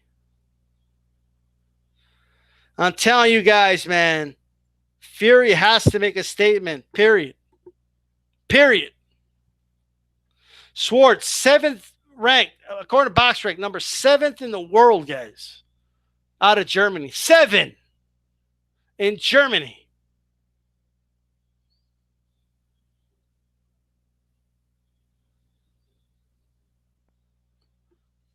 I'm going to take a little break really quick, guys. There will be some silence.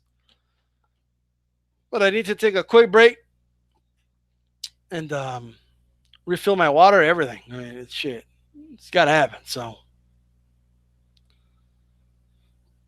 let me ask a question before I go. Again, I repeat. All right, let me see here. Fury versus Schwartz. Okay. Who wins and how? Okay. Who wins and how, guys, is what I want to know. I'm asking that right now. And I'll be right back.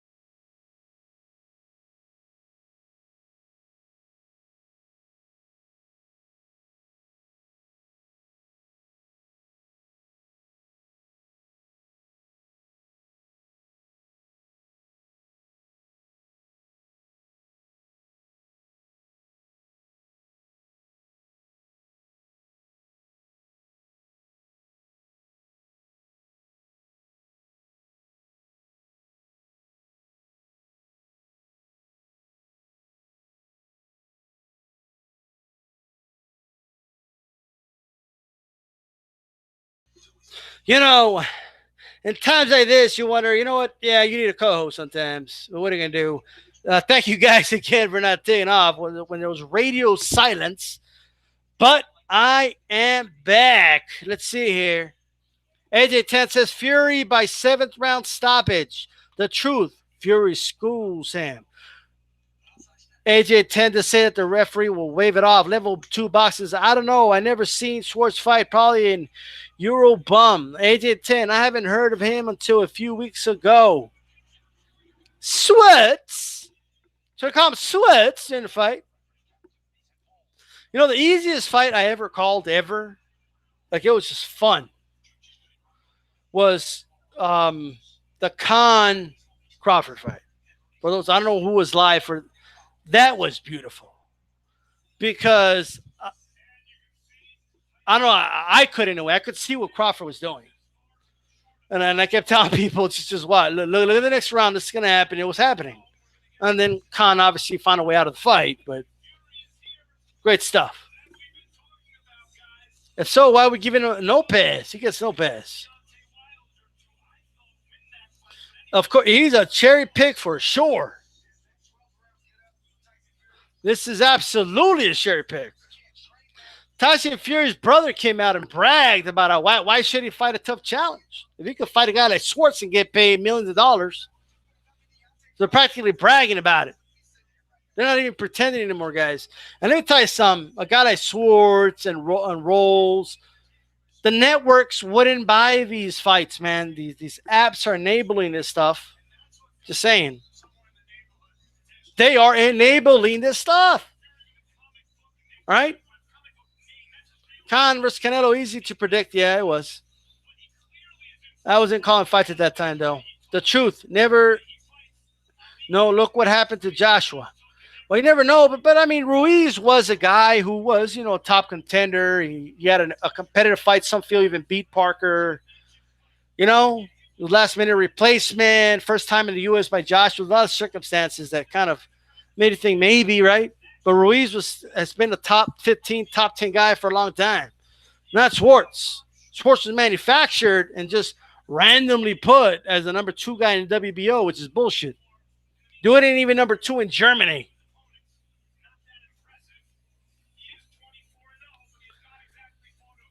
Career opponents, 275 wins, 184 losses, 13 draws.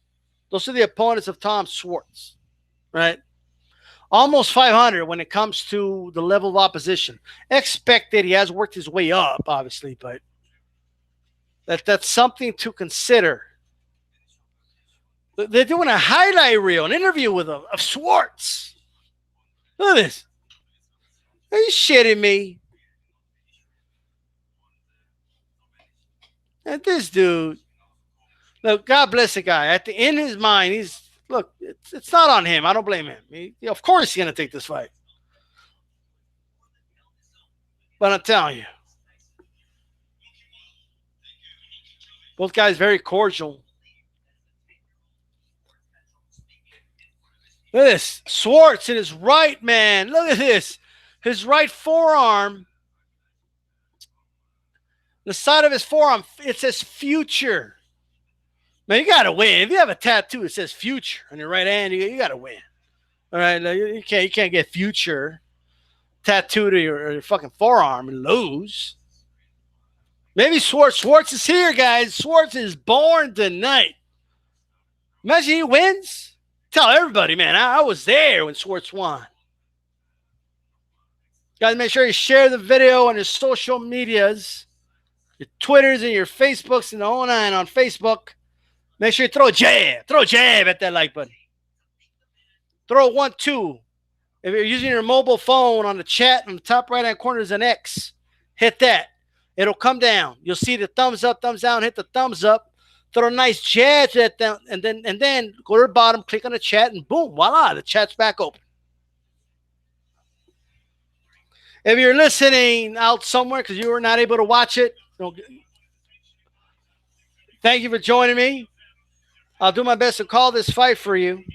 For those joining me, just watching it together as boxing fans, welcome as well. And shout out to all the studs, all the knights with those wrenches. Shout out to you guys. So a lot of talking, pumping up the heavyweight division. We've got to admit the heavyweight division is hot. I'm not a big fan of this fight, but hey, you never know, man. There is an X factor with Schwartz.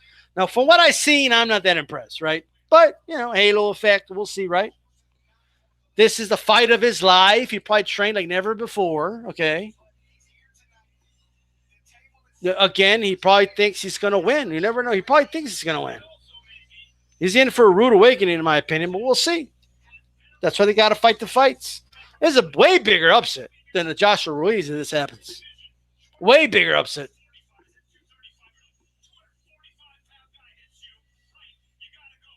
Every day a hype job is born to level 2 boxing.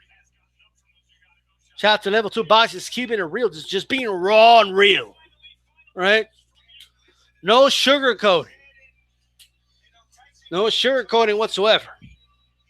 Schwartz is going to look short. I mean, he's 6'5". He's going to be short. That's crazy. Not every day in your life that you're short when you're 6'5". Unless you play in the NBA or you fight Tyson Fury. Okay, that's the only time you're short.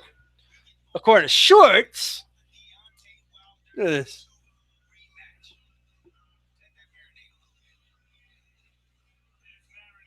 If Fury loses tonight, biggest upset of the past 5 years, for sure, a decade, it's up there. If Fury loses tonight, folks, it's up there, man. Now, it is the heavyweight division. Anything can happen. If there's one weight class where anything can happen, it is heavyweight. So shout out to legends like Muhammad Ali, who fought a lot of punches and never got knocked out. Right? Shout out to him.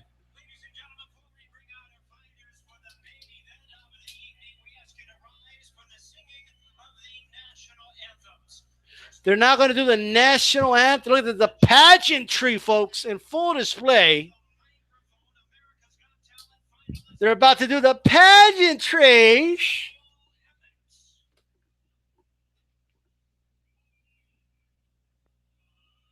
Come on, D, says Max. Caesar says, Max Common, just say it. Schwartz has never fought a ranked opponent ever in his career. Absolutely. He's like ranked 60-something in the world, something like that, by BoxRec. Absolutely. All right?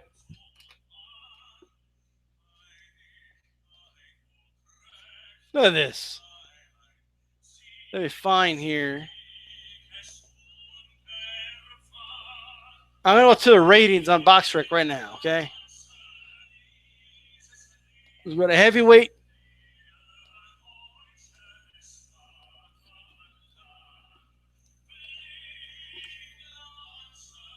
Boxers out of their mind having Canelo #1 pound for pound. But anyway. Tyson Fury is ranked 4th in the world.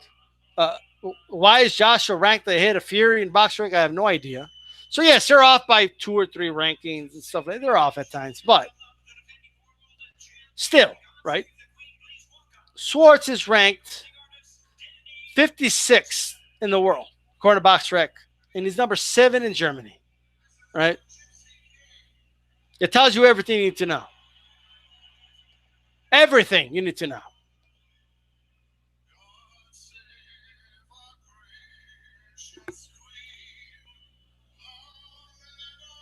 Right. Again, pageantry and the whole nine, and yada, yada, yada. God save the queen, you name it. It's all on.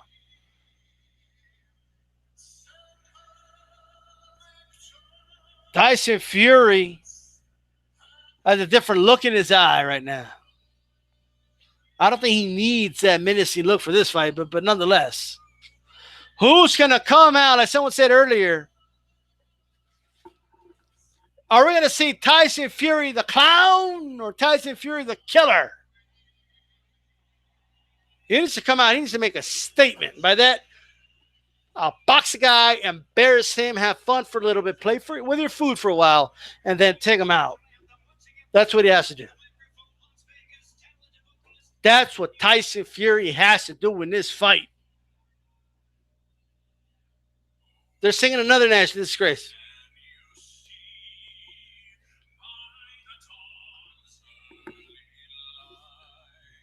Man, they got these singers on a budget on ESPN Plus. Like, what the hell is this?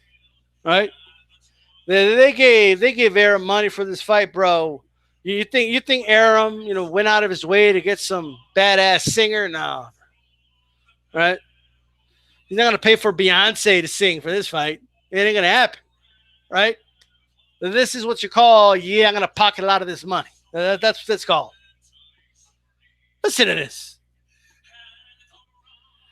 Kies Buran says Fury by unanimous decision. He says it's gonna go decision.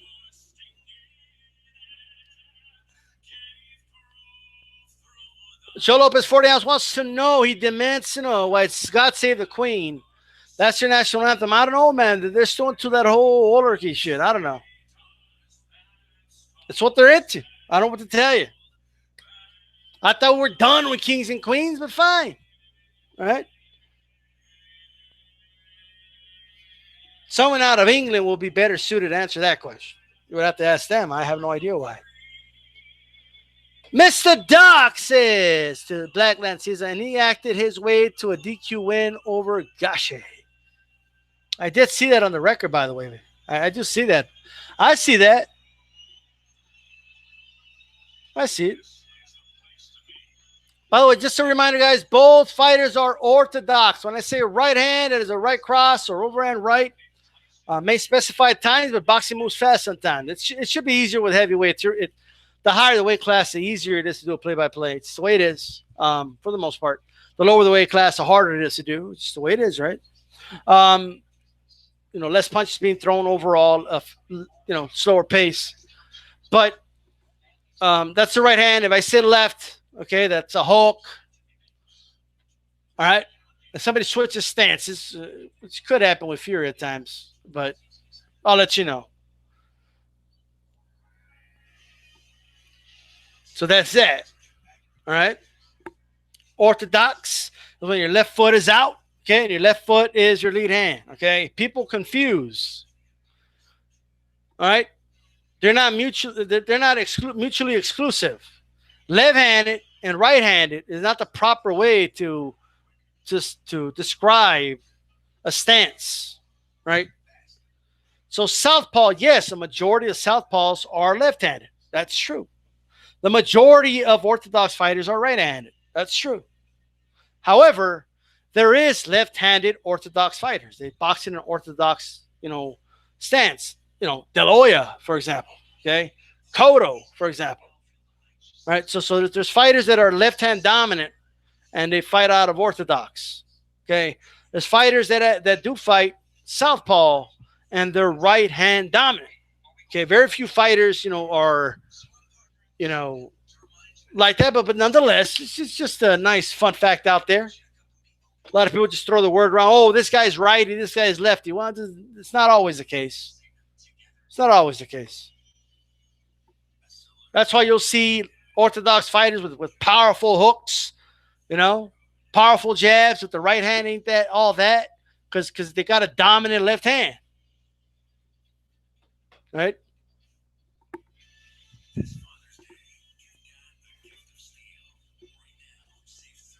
All right, Cuba Rank, God Save the Queen, Sex Pistol version. All right, we got Faizan Khan in the chat. What's going on, bro? Make sure you throw a jab at that like button. Black Season says, Mr. Doc, he's a bum, and he's never fought a ranked opponent, but somehow he's number 2 sanctioned body. Terrible. Low in profits, laughing. It is laughable, in fairness. Right? ESPN Plus has a sign that says commercial break is in progress. First of all, you're charging people monthly fee. Why are you putting on commercials, you bunch of freaking assholes? Are you guys getting this same screen, those watching? People watching the UK version, are they showing you a screen telling you it's in commercial break, or are they just talking? Talk to me. Mr. Doc says, to CJ says, some of that $100 million they're claiming they spent on Fury must have gone to the sanctioning body. Yes, AJ10, commercial. What are you going to do?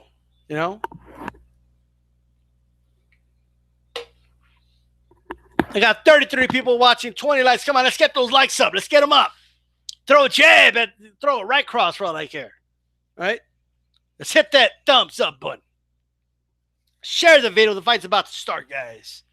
Share the video. The fight's about to start. We're about to get this party started. Remember to catch Dstyleboxing 10 p.m. Eastern Time, Mondays through Thursdays, sometimes Fridays. I also do random live videos, and I do some uploads. I do translation videos. Check those out. Like has Black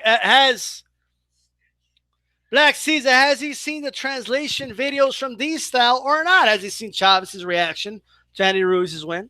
Has he seen Juan Manuel Marquez's reaction to the win? Has he seen Tyson Fury's interview with ESPN Deportes? Has he seen the president of Mexico praising Andy Ruiz? Something no president of Mexico ever invited fucking Canelo to the White House that I know of. I could be wrong, but not that I know of.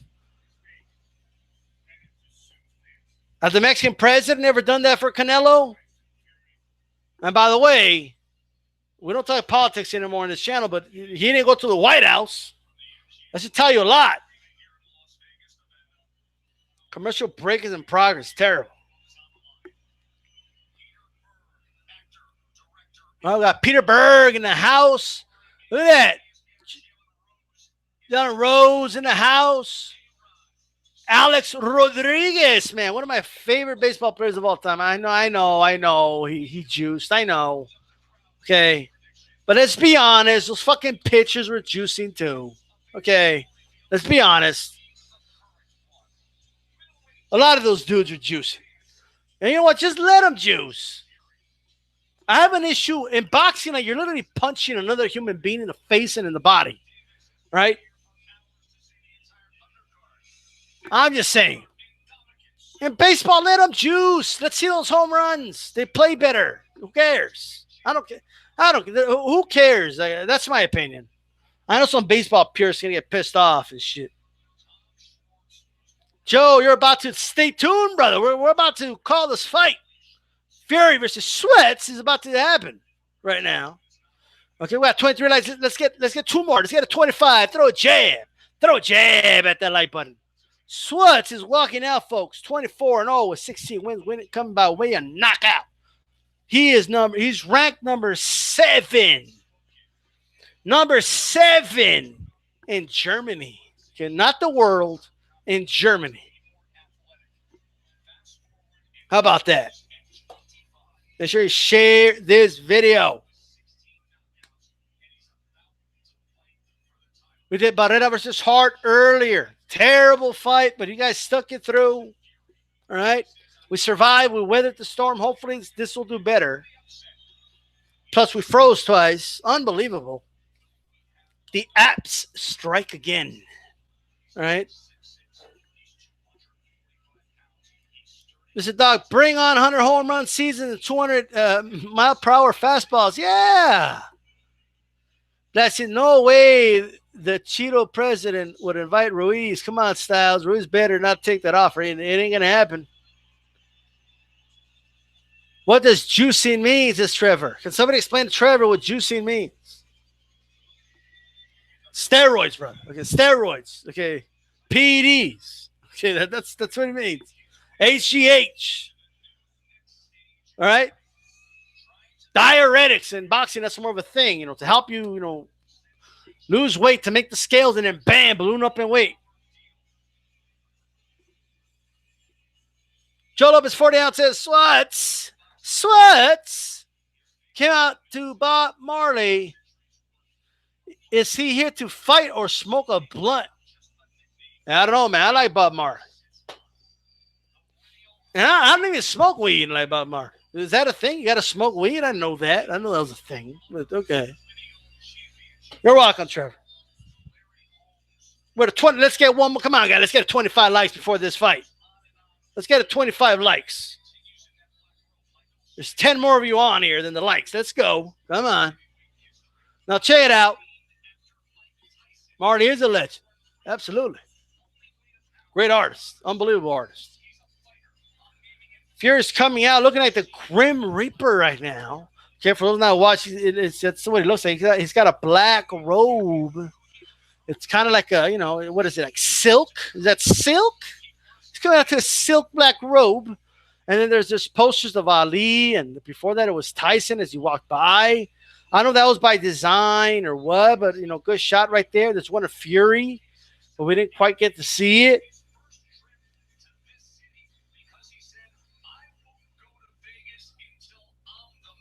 Absolutely, 70 home runs in the season. They did 10. Let's see. It made baseball, and baseball was so exciting to the McGuires, Souza, then Barry Bonds. Man, it was exciting.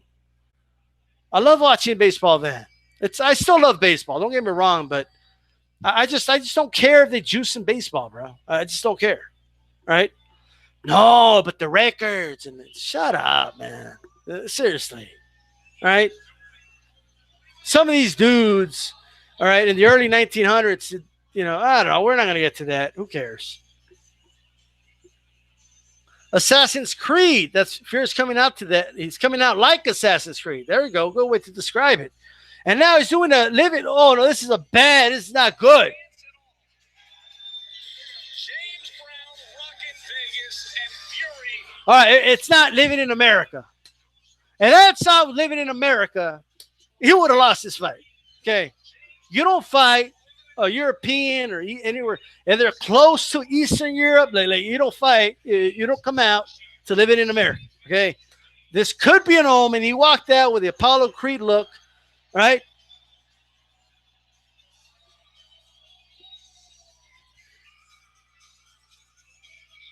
It's mainly the lower deck.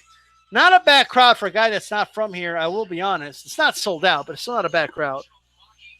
This is a bad omen. Dude, this is a bad omen, bro. He came out to the Rocky IV Apollo Creed suit, right? And he almost got the wrong song. This isn't good, right? Like, this is, Schwartz got a shot. It turned into a 50-50 fight already. That's it. It's like the Rocky movie. I'm just kidding. It ain't going to happen. God damn it. I still see 24. Let's get to the 25 likes, guys. Like the video. Throw a jab at that like button. Throw in a damn towel. I remember that. Why was he asked? By the way, I'm going to recreate, guy. I'm going to do the 10 most ridiculous things about Rocky. I'm going to do that again. I'm going to redo a lot of my videos, okay? It's going to happen. I don't give a shit. We're going to reopen those vaults, but I'm going to recreate them instead.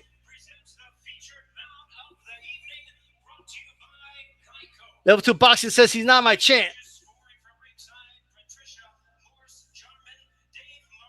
Man, you got to love, man. You got to love Jimmy Lennon Jr., man. He's one of my favorite announcers. I got to keep it real. He's got that voice.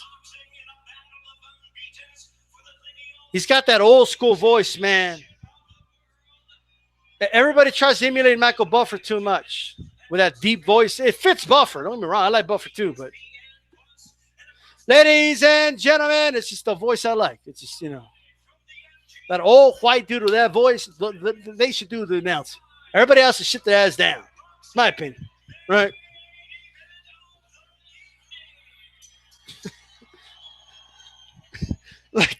like that old school white dude's voice. That everybody else sits your ass down for announcing a fight. Black trunks, gold trim. Let's listen in. Germany, standing at 6 feet 5.5 inches. He weighed in at 245.5 pounds. He is undefeated in his campaign in the ring with a record of 24 wins, no losses, 16 wins coming by way of knockout. Tonight, making his U.S. debut, please welcome the longtime WBO Intercontinental title holder and the WBO number 2 ranked world contender, introducing the undefeated Tom Schwartz. And look at that, Tom Schwartz. Man, Jimmy Lennon, this dude, he'll make anybody sound like $1 million. Let's see. Red, white, and blue trunks representing MTK Global and fighting out of Manchester, England. Standing at at 6 feet 9 inches. He weighed in at 263 pounds. His record 27 wins, no losses, 1 draw with 19 wins coming by way of knockout. Tonight, in his top rank and Las Vegas debut, he is making the 4th defense of his lineal heavyweight crown. Ladies and gentlemen, please welcome the former unified world champion and the current popular, undefeated, and reigning lineal heavyweight champion of the world, introducing the Gypsy King, Tyson Fury. Look at that. Jimmy Lennon, man, one of the best in the business, bro. Okay? One of the best in the business. Pretty loud crowd, especially for the size. Pretty loud crowd. Number 2. Oh, he's the Intercontinental. They're trying to do WWE shit now. Oh, he's the Intercontinental Champion. It's like Hulk Hogan, the Ultimate Warrior all over again. The World Champion versus the Intercontinental Champion, everybody. All right, get the fuck out of here. Who did he beat to get a number 2? Like, well, what other 8 dudes did he beat in top 10? Get the fuck out of here. There we go, guys. Ding, ding. Let's get a 30 likes. Throw a jab at that like button. Moderators, tell people to throw jabs at the like button. Answer questions. I'll be calling a fight.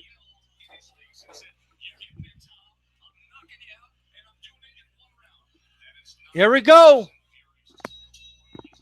Center of the ring. A lot of posturing, a lot of movement of the gloves by Tyson Fury. Fury circling to his left, to his right now, does Fury. Schwartz is the aggressor at the beginning, and a short hook by Fury lands. Not a very powerful hook, but he still landed it. He's just pawing that hook, blocked by Schwartz. But it's kind of, good jab right through. He threads the needle with that jab. Does Fury. Fury just pawing that lead hand a lot here. He goes to a jab to the body.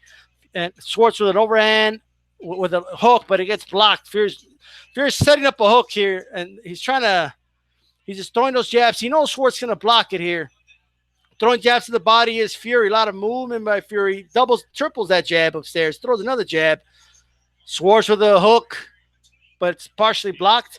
Jab inside by Fury. Fury trying to get that hook over the guard. Schwartz, and we got that right hand. He just got it right inside that right hand, did Fury. Fury landing on gloves here now, but jab by Fury. Fury gets slightly clipped with a hook there, but nothing serious. Right? Got to get, Fury has a pretty quick hook, man, especially for his size. He really does. He just shoots those punches. Shoot, look at that hook. Jab upstairs, downstairs by Fury, but they're great. Ooh, nice left hand by Fury, lands upstairs. Schwartz missing huge right hands. That's exerting a lot of energy for Schwartz.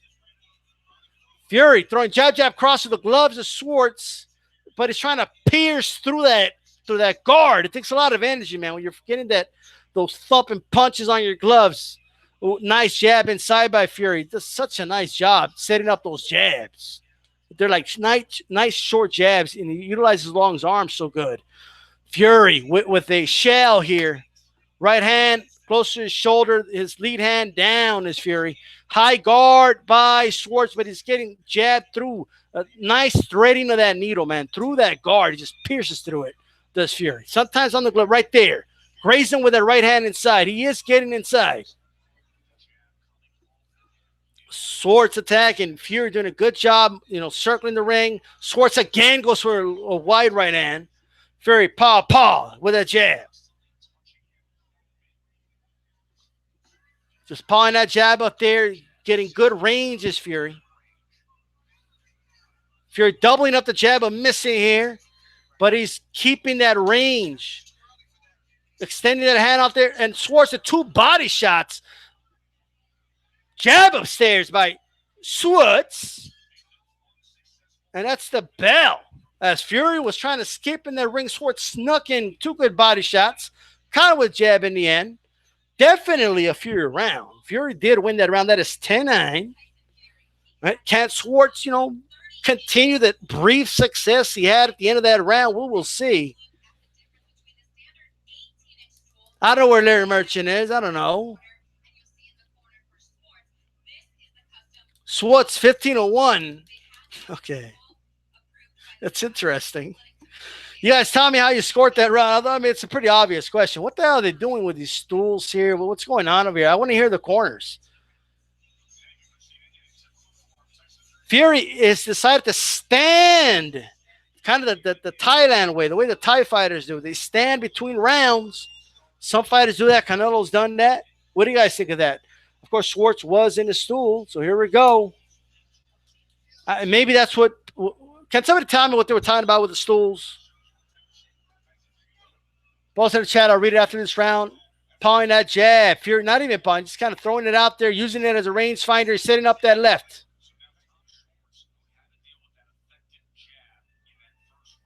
Fury is in a southpaw position right now, guys. Fury to a jab to the body, just pawing. And he kind of briefly goes orthodox, gets an uppercut, and then goes southpaw.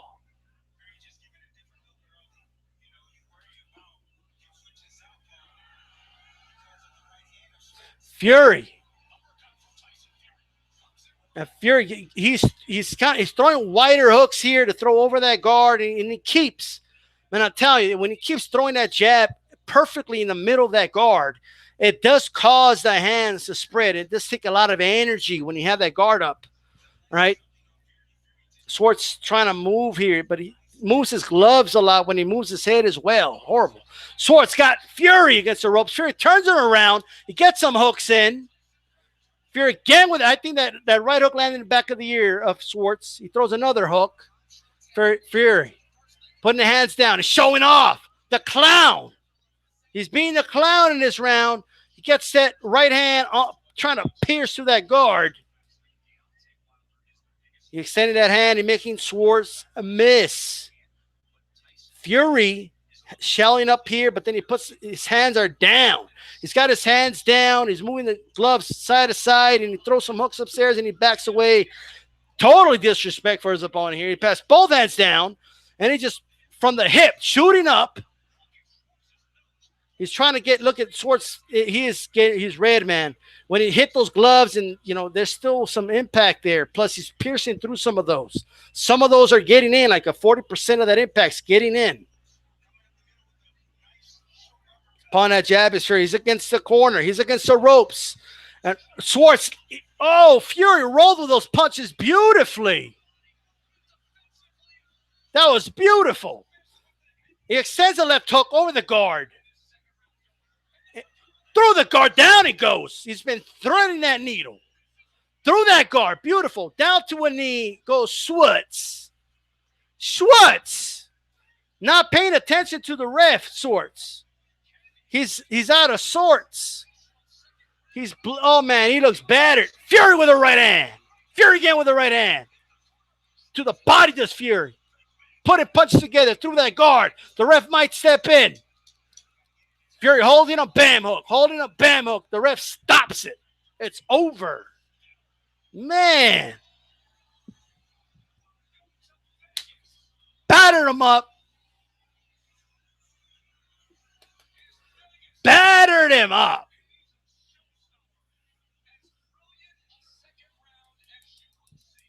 That he did showcase, and that's what it's a showcase fight. So he did showcase his skills in his fight. But there's levels to this, and Schwartz is just not at this level. This guy was not a number 2. Shame on the WBO. Fury breaks the curse, but the curse only counts if the guy you're fighting is top 10. That's what they forgot. All right. Doc says Schwartz managed to be worse than I expected. Man, Schwartz, man, was getting better. He had that guard up, and it's beautiful how an elite level fighter will get through that guard. Schwartz is used to having his hands up, and as long as they're up, like, he'll block those shots. But when you're at this level, guys will thread that needle, okay? They will throw over your guard. They will throw through the guard. And you're going to, first of all, feel that impact. They're going to throw jabs right through the middle of it and pierce it, right? It causes your guard to break apart for a moment. You'll take some of that jab, and it does tire out your arms. And you saw Schwartz by round 2, the middle of it, right before the onslaught started, you could just tell his arms and forearms, they were already tired, right? And that guard wasn't as strong anymore. He weakened it by round 2. Good performance. Unbelievable performance. Well, okay, I got carried away. All right. Calm down, D-Style. Reigning lineal heavyweight champion of the world, the Gypsy King, Tyson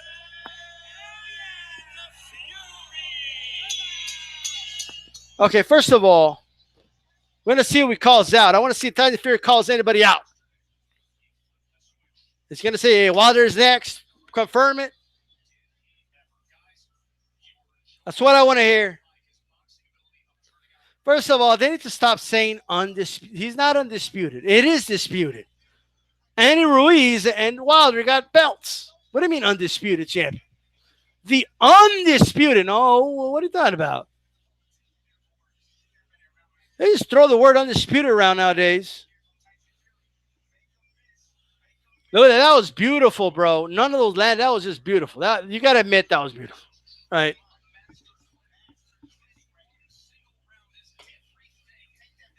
I think that scared the shit out of Schwartz.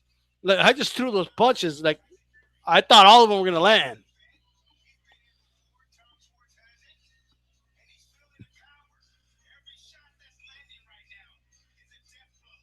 Damn, says these nuts. K's Boomerang says the fight was a huge joke, a scam. Level 2 boxing. Bump can go back to Germany. He's ranked number 7 in Germany. You can tell. There's levels to this, folks.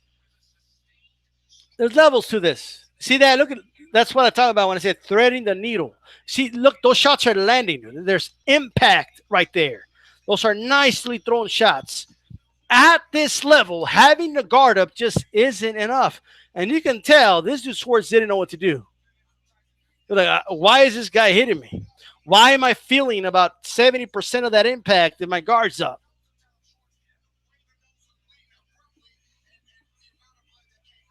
The Diesel says he fought that guy to look good. We all know this. Absolutely. Choke his fight. Now, in fairness, a lot of people were saying that it was going to go unanimous decision, okay? And by the way, there was a lot of you out there that were picking Schwartz, trying to be cute, right? When you guys get it right, because there's dudes that pick the underdogs all the time, right? When they get it right, oh, D-Style, you're an idiot, D-Style. Let's hear it. Let's hear it. 20th knockout of your professional career. What message did you send with your performance tonight? First of all, I want to thank my Lord and Savior Jesus Christ for giving me the victory tonight. Second of all, thank you, America, and God bless you all. You said Top Rank and ESPN did not pay $100 million to see you knock out guys out. They paid for the show. They paid to see you box. You did a little bit of everything. You seemed like the complete package. What was the key to tonight? The key tonight was to enjoy myself. I used the jab. I was slipping and sliding, hands down. I switched up to southpaw, caught him with a straight left, and it was a good shot. You know, to put anybody away. I put on an extra 12 pounds. I really feel it, you know. I haven't had 3 years out of the ring this time. This time I had a few months out of the ring. And I'm back, return to the mat. The mat is back. The lineal champion. Bring them all on! So it seems that Snickers bars is not the superpower that other people thought Schwartz did in the weigh-in. But at the end of the day, we had the impressive knockout by Wilder. Did you feel like you need to make a statement tonight to stay on that level? Do you know what? I came here to have fun and enjoy myself, put on a show for Las Vegas. And I hope everybody enjoyed it as much as I did. We would enjoy Let's hear about the other heavyweights, man. Come on, stop the shenanigans. Let's go. Your opponent by looking forward. Now it's time to look ahead. Is Deontay Wilder in your plans? I just want to thank Bob Arum, Top Rank and ESPN for putting on a great show, you know. I've never seen promoting like this. There was 2.5 hours of documentary Tyson Fury last night, all day for 4 weeks, every day. Great promotional job, guys. Amazing. I'm glad I signed with the best promotional team in the world. What's next? Well, Bob will tell you, we have got either September 21st or October 5th. And then next year, we're going to hunt down Deontay Wilder and make him give me that green belt. You said you came to America to entertain. So what do you say I give you the mic and you entertain? Okay. You guys hear this shit? You hear this shit?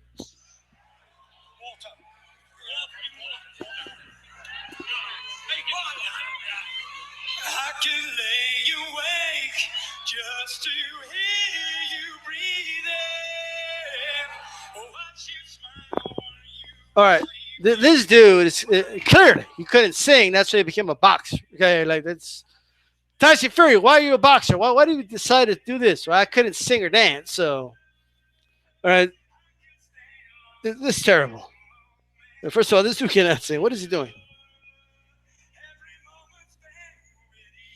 What is this?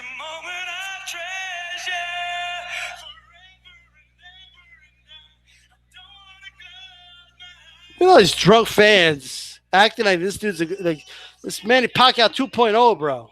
Boxers can't sing, dude.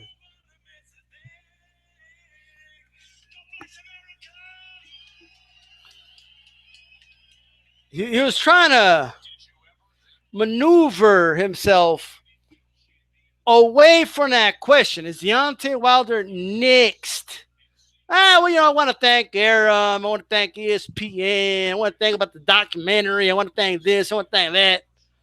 Oh, we got this dude. Who did he say? Anybody catch that? Oh, and you could talk to Bob Barrera. He'll tell you. And sometime next year, I want that green belt. All right, Wilder. But like, I'm not going to give him a pass. Some people are going to give him a pass and say, oh, no, yeah, he did say Wilder. He said he'll fight him. But that sounded to me like, oh, I got some other plans. I'm going to do some other stuff. Next year we'll talk. Next year? We still got 6 more months in this year. Fury can fight next week. He's ready to go. But what's next year? What? They're going to start marinating the Wilder fight. Look at this shit. I don't know, man. I don't know about this whole, man. I've heard some shit. I've heard about it's not really, like Fury hasn't signed it yet. Like, what the hell's going on, man? Right? It sounded like, let me cash more checks before fighting Wilder, says AJ10. Absolutely. What the hell is going on? Are you shitting me? Down the man in the house says this fight exactly what we all expected. Fury might fight Manuel Shar next. Watch and see. Holy shit. These are the people who accept these style. It's sad, man. Let him fight Fury, says AJ10. Mr. Doc says Fury is asking to get knocked out to dragging things out. Yeah, I mean, the truth. To build more interest, that's what they now do. Now Ortiz beats Wilder. They fucked up.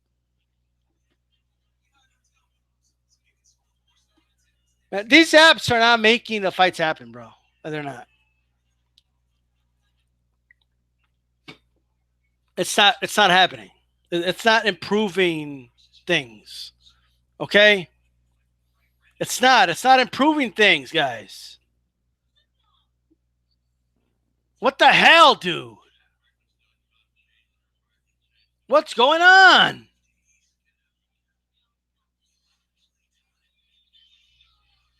I can't believe this. Are you shitting me?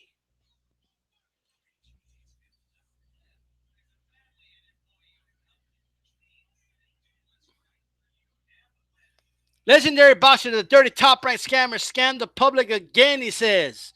Glenn Hall says, I thought he was going to walk to the ring with his own custom lineal belt, the ring belt, right? Ryan Hong says Fury is the GOAT. I'm reading another chat, but the truth, to build more interest, that's what they do now. If Ortiz beats Wilder, they effed up. Key Boomerang, probably. You said the same thing. It was AJ. Fury was asking to get knocked out too, dragging things out. I got you. That man, it's funny. People ridicule Wilder for fighting Ortiz in a rematch, but Fury doesn't get much ridicule for fighting Schwartz. That man, can you come on? If I send you a link, will you come on? Are you free? Let me know. What the hell is going on? ESPN mentioned Lino every 5 minutes. Lino, and then they added, oh, he's the undisputed heavyweight champion. No, there's nothing. It is disputed. Roy's walking around with belts and Fury having a belt. That is the definition of disputed. It's in dispute of who's the heavyweight champion. Frank Warren in the ring right now. Look at this shit. I'm going to get Dan the Man on here. We got to talk about this shit. Okay? We got to talk about this shit right now. All right?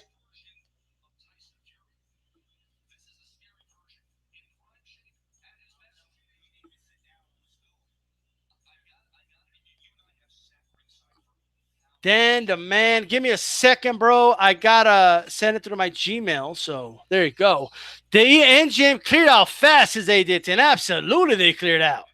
They were out of this shit ASAP, right?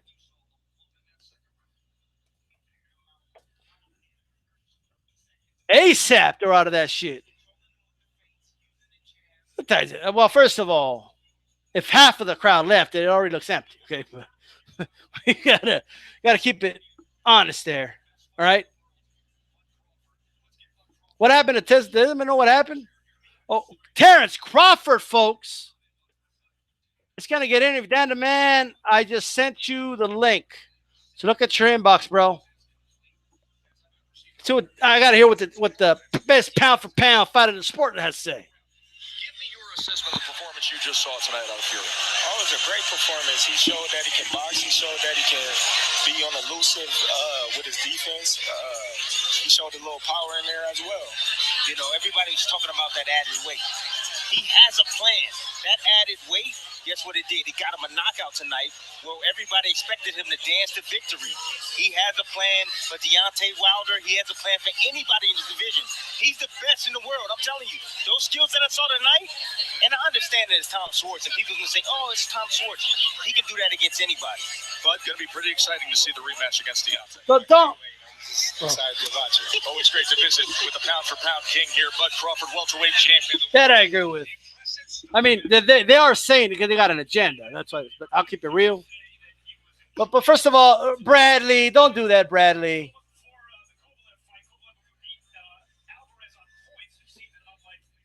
Don't do that, Bradley. Oh, everybody's going to say, oh, it's Schwartz. No, but he could do that to anybody. Don't do that. Don't do that. No, he can't do that to everybody. Dan the Man, give us your thoughts. This always happens. I cannot hear you, but they could hear you. Right? You could probably hear me. I'll be right back. Give us your thoughts, man. I'll be right back. No problem, man. No problem. But let me just say this, man. Everybody who's listening right now, the fight went exactly as we all expected. But for people to come out here and glorify this win for Fury, man, please don't do that. Don't do that at all. We all knew he was going to win this fight. There was no way he can lose this fight other than get caught with a stupid one punch like Hasim Rahman did to Lennox Lewis. Now, no way I'm not comparing Tom Schwartz to Hasim Rahman, but you guys get my drift. But the fact is that here people are glorifying this win is just so fucking amazing. There's nothing to glorify. It was a showcase fight for Fury to win in front of, his first time, somewhat headlining a card in the United States with his name on top of the bill. When it was just a pretty good crowd there, when Shaq was there, the celebrity was there, that's cool. But my problem is with this situation is that all these people out there who ridiculed Deontay Wilder for rematching with Luis Ortiz, okay, fine. They have every right to ridicule him for that. But the fact is that the same crowd who ain't giving Fury that much flack for fighting Schwartz, yeah, I like to see that same energy. They have not shown that energy towards this fight at all. And I call that a double standard. Why? Because it's Deontay Wilder, because he's the one who has to get the ridicule most of the time because he's the villain. But he probably more so the villain than Tyson Fury, which to me, again, is a double standard. I just cannot understand this shit right here. Mr. Doc, what's happening, man? Mr. Doc says that Schwartz is worse than Marvis Frazier. Yeah, you probably got a point there. To be fair, Marvis Frazier actually has pretty good skills. He's more skillful than Tom Schwartz. At least Marvis Frazier can actually move his head. He actually had upper lateral movement. He actually could box, and he was actually a little bit quicker on his feet than than Schwartz. Now, again, let's be real though. People are free to kill Wilder for fighting Ortiz in a rematch. Let's compare this fight to Tyson Fury fighting Tom Schwartz. Now, you tell me what's the better fight between the two. Okay, then, no question. I don't, no questions. No second thoughts about this. I don't want to hear it. The fact is that yes, do I like the fact that Wilder's fighting Ortiz right away? No, I don't. But the fact is that you can't tell me that's not a better fight compared to Fury fighting Schwartz. The point is, you can't give Fury a pass for fighting this guy. You can't. You can't at all. Yeah, I can hear you now, bro. Can you hear me? Yeah. I don't know why it does it with everyone who I invite. So Scott used to just leave it. It's doing that to everybody on the Hangouts, including me. So I guess this is one of the glitches that YouTube or Google got to figure out what's going on with that. Yeah. But the workaround, you just leave, you come back in, you can hear them. Yeah, I figured it out. Thanks for coming on, bro. First of all, tell everybody where they can find you. Yeah, you guys can find me. I got my own boxing channel too, man. Dan the Man Boxing. You guys just type it in the search engine, and then my channel will come up, and you guys can subscribe or listen to my videos or live hangouts. I greatly appreciate it. But absolutely. Yeah, but Mr. Doc in the chat says, "Hey, didn't this guy quit against someone like Gashi?" Well, yeah, Senate Gashi. That was a very funny fight by Tom Schwartz. He was trying so hard to get Gashi disqualified because he couldn't deal with his pressure in that fight.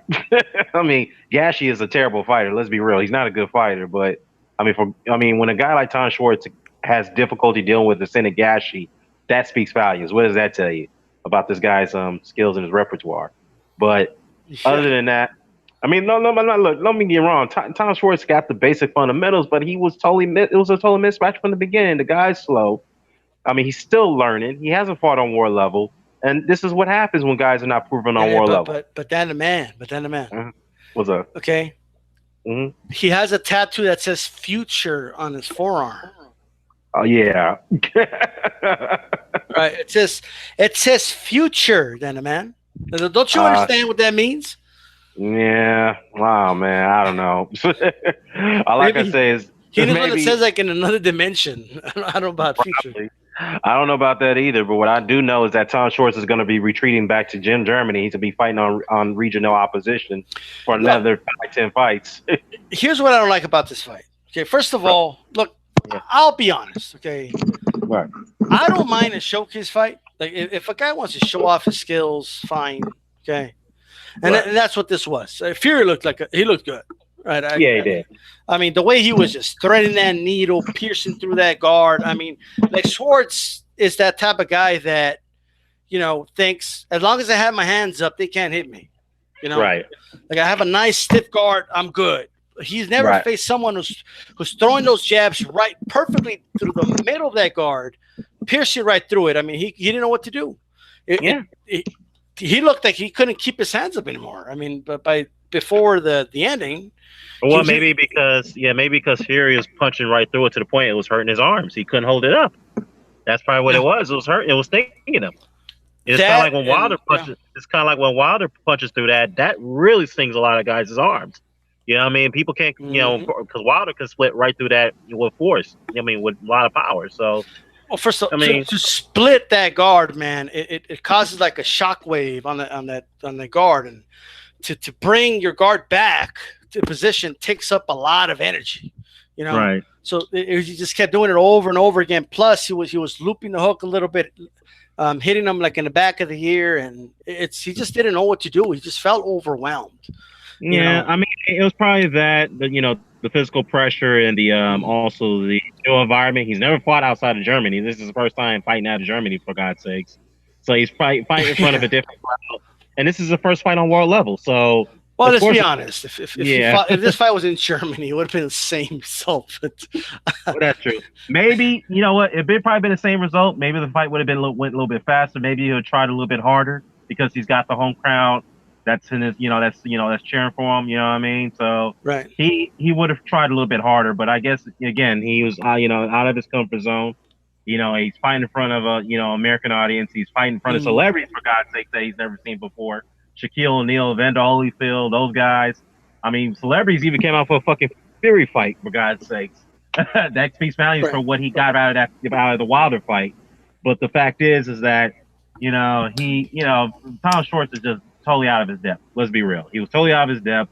He probably went in there knowing he was not going to win this fight. He was like, you know what? Let me in there and see if I can last at least a couple rounds and see what I can do. I mean, from a mental standpoint, when Fury slid through the guard, he was like, nah, I'm done. I can't do this. Yeah, I don't even know what to say, man, as far as that goes. Shame on ESPN for overdoing it. Okay. I mean, sometimes I know that you're the one putting on the fight, but you're not the promoter, right? Just call it like it is. Just stop. Bradley, stop. Okay. He said, you know what he said? Yeah, I heard that. I'm sorry, man. I'll cut you off. I heard Tim Bradley. I heard what he said. Jesus Christ. I mean, Tim Bradley's really, really look. He's like, I'm gonna tell you right now, he's the best fighter and best heavyweight in the world. I know just because he fight Tom Schwartz, people are gonna get at me for saying that, but he is the best. I'm like, okay, he's the best. Okay, but he didn't beat Wilder. Yeah, he beat Klitschko, but he didn't beat Wilder. Yeah, arguably he won the fight, but he still didn't win the fight. Okay, he didn't beat Wilder. He had 2 comeback fights against terrible opposition and Pianetta and Fury, and now he's fighting Tom Schwartz of all people. So how can you say he's the best? Yeah. Even Mr. Doc says the German ref would let him get his ass kicked for a little longer if the fight was in Germany. Oh, yeah. That's true. If the fight was in Germany, maybe. But, hey, you know what? Like I said, it was a showcase fight. It was a perfect, pro opponent they had. Fury's coming in fighting, again, he's fighting in front of celebrities in Vegas. He's coming in with American trunks, for God's sake. So Apollo Creed trunks, what the fuck? Yeah. Looks like he's going to be staying in Vegas, man. That's probably where he's going to be basing himself at for a long while. Yeah.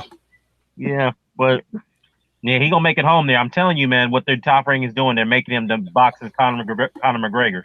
That's what they're doing. They're trying. Yeah.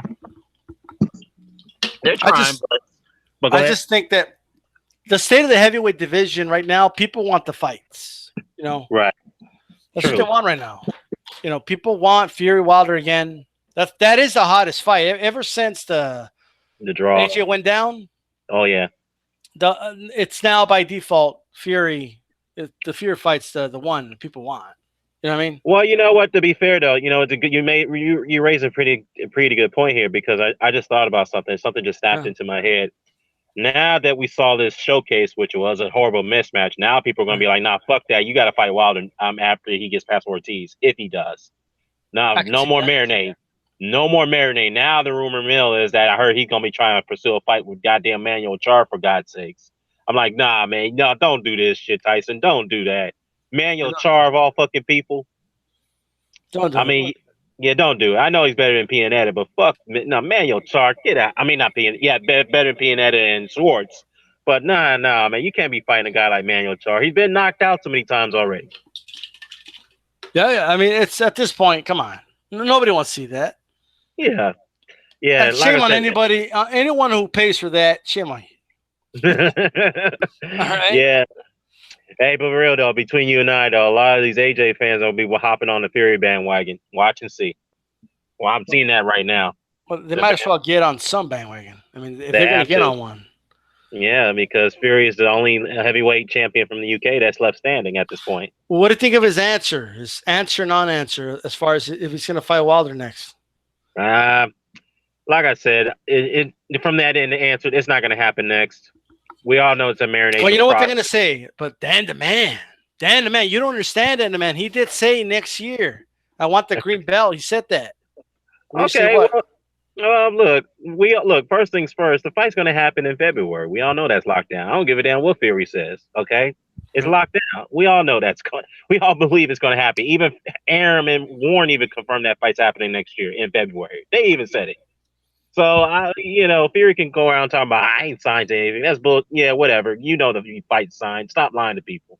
We all know you can con the public. That's the thing about Fury. He's very unpredictable. You don't know what his answer is going to be. You don't know what moves he's going to make. He surprises everyone. That's the thing you got to do. You got to give him credit for that. His unpredictability has got people attention. He may fight somebody that's out of the blue because we were all surprised and shocked when he announced the Wilder fight. Believe it or not, last year we didn't see that coming. We did not see that at all. So his unpredictability is what makes him pretty unique in this situation. Yeah. So, but yeah, AJ. Yeah, unbelievable, man, indeed. Yeah, AJ10 in the chat says, Manuel Char, what the fuck? So we'll be on for another 5 minutes and we'll sign out. I just want to ask you a couple more things really quick. No problem. First of all, I don't know if you heard the news, but Dstyleboxing is going to be coming on live every day, well, Monday through Thursday, 10 p.m. Eastern time, right? All right. And I'll love to have you on one of these days, okay, as a co-host. Let me know. Okay, man. All right, man. I really greatly appreciate it. I definitely will talk about that offline, man. We'll chat on that. No doubt. Okay, so we want to set that up at some point, but also this is Shane Mosley Appreciation Week. We're doing Appreciation Week on his channel every single week. Okay. All right. So, what do you what's your favorite Shane Mosley fight? I have to say, top of the bill fight was against Antonio Margarito. That's definitely my favorite fight that he had.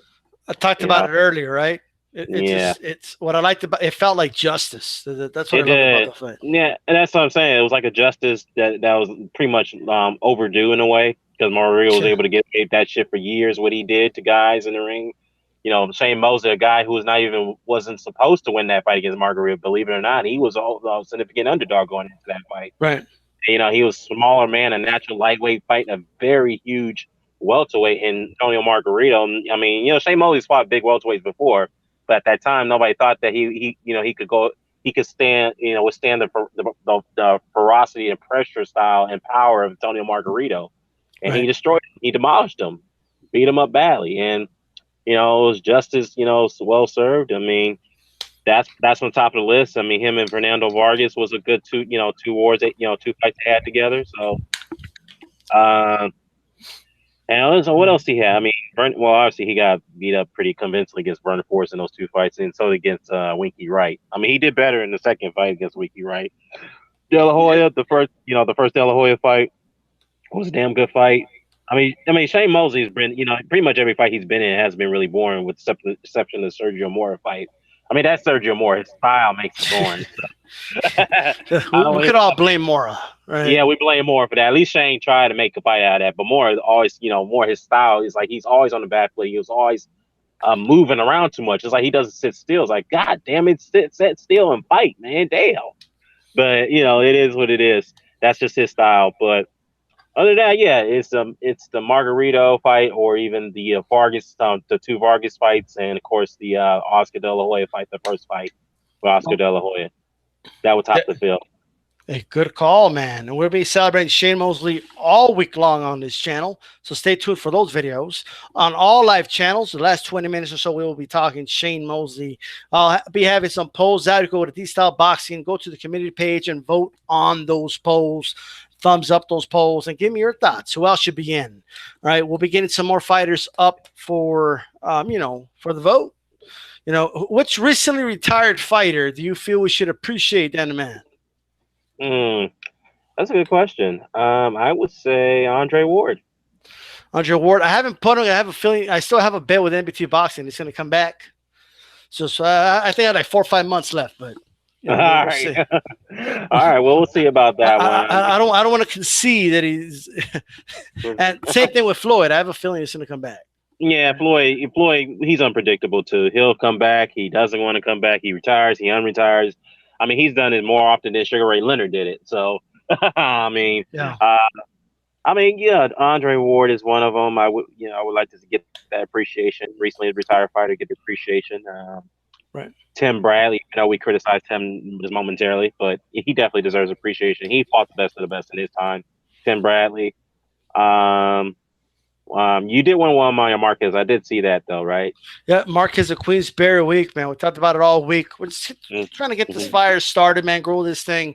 You know, we're starting with recently retired. Like, I want people to calm down. I go, what about Joe Louis? Like chill, okay. Dude, he's not recently retired. He retired many decades ago. Well, what about Ali? Like, well, what about Tyson? And like, chill. Like, we're going to start with recently retired fighters, and then we're going to move 5 years, 10 years, 20 years.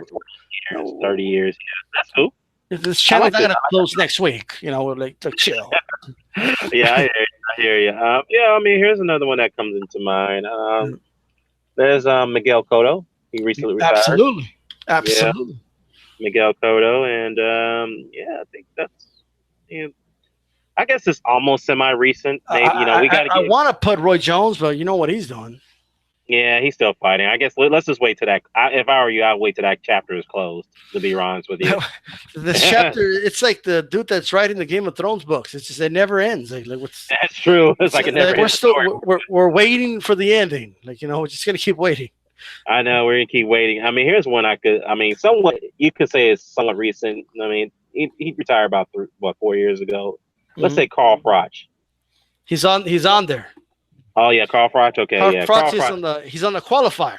He needs to win the qualifier to get to the main poll, but he got about 10% of the vote. He lost to Marco Antonio Barrera, right? Yeah.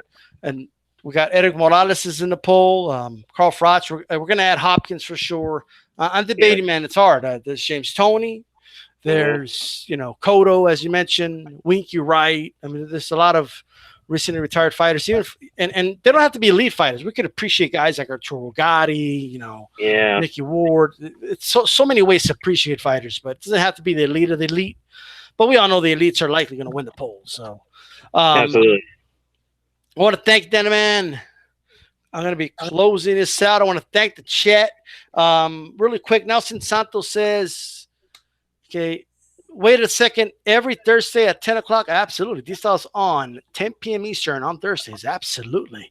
Okay. Nelson Santos, Salute King. I fell asleep. What happened in the Fury fight? Well, Fury dominated.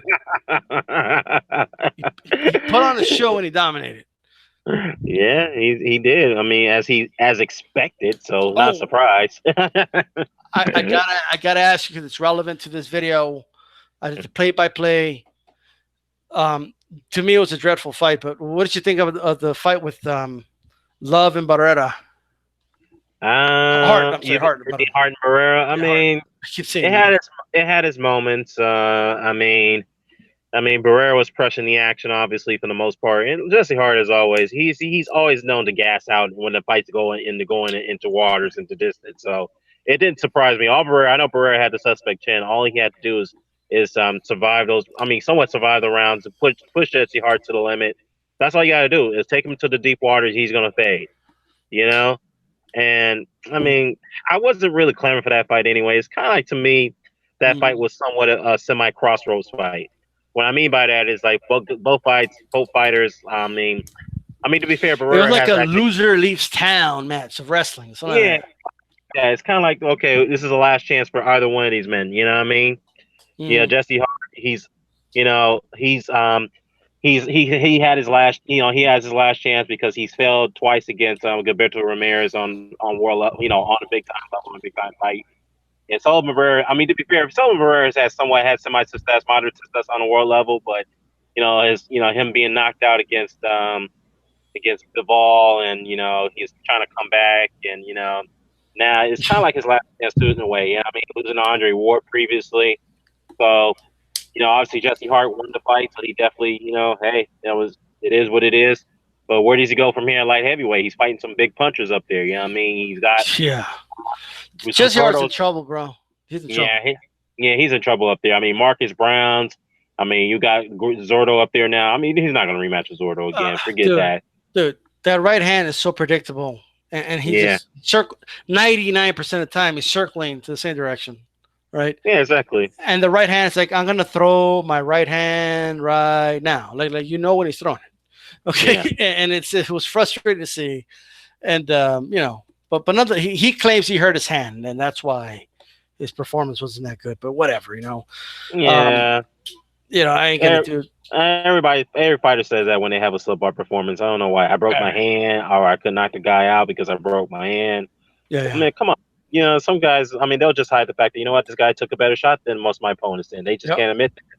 Of course, they're not going to say that because that gives their other future opponents sheer confidence that if the guy's going to say that, that means I can take his power.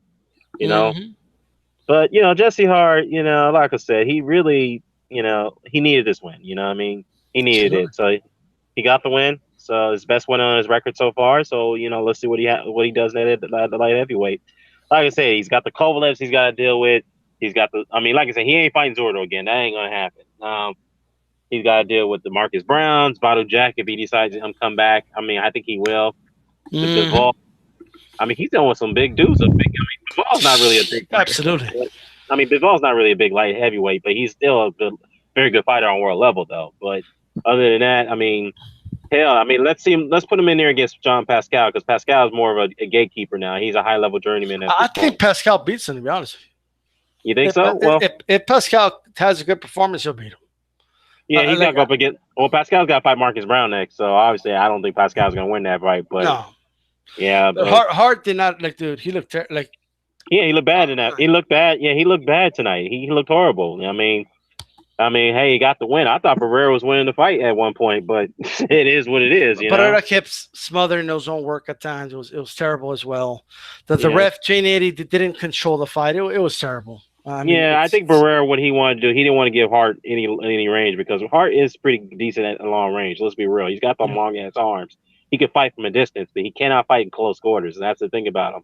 And Barrera did a good job of doing that. But like as you said, he smothered his own work. That's probably what kind of dissuaded the judges to go the other way. But absolutely, it is what it is. But like I said, I gotta see him fight some other light heavyweights, like the step up fights, like a Sean Monahan would be a good matchup for him. Then a Pascal fight afterwards, and then we can see what he does against the other light heavyweights. Definitely, man. We definitely got to shop up more, shop it up some more boxing. I'd like to have you on someday. I know I have different co-hosts at times. So Haplotype, Calix just came back. I'll be having him on like Wednesdays. Ashy Knuckles is back. I'm going to be having him on once a week. Ashy, man. Yeah. Shout out to Ashy. Absolutely. I found these guys and I brought them at Dstyleboxing. Okay. You're welcome. All right. But definitely, man, thank you for coming on. For those that just tuned in, you could always go back to archive. I will be time stamping, when the fight started, how it ended. And then of course, when Dan the Man comes on, everything will be time stamped. You can go ahead and check that out on archive. This is Dstyleboxing. Keep it boxing. We're out.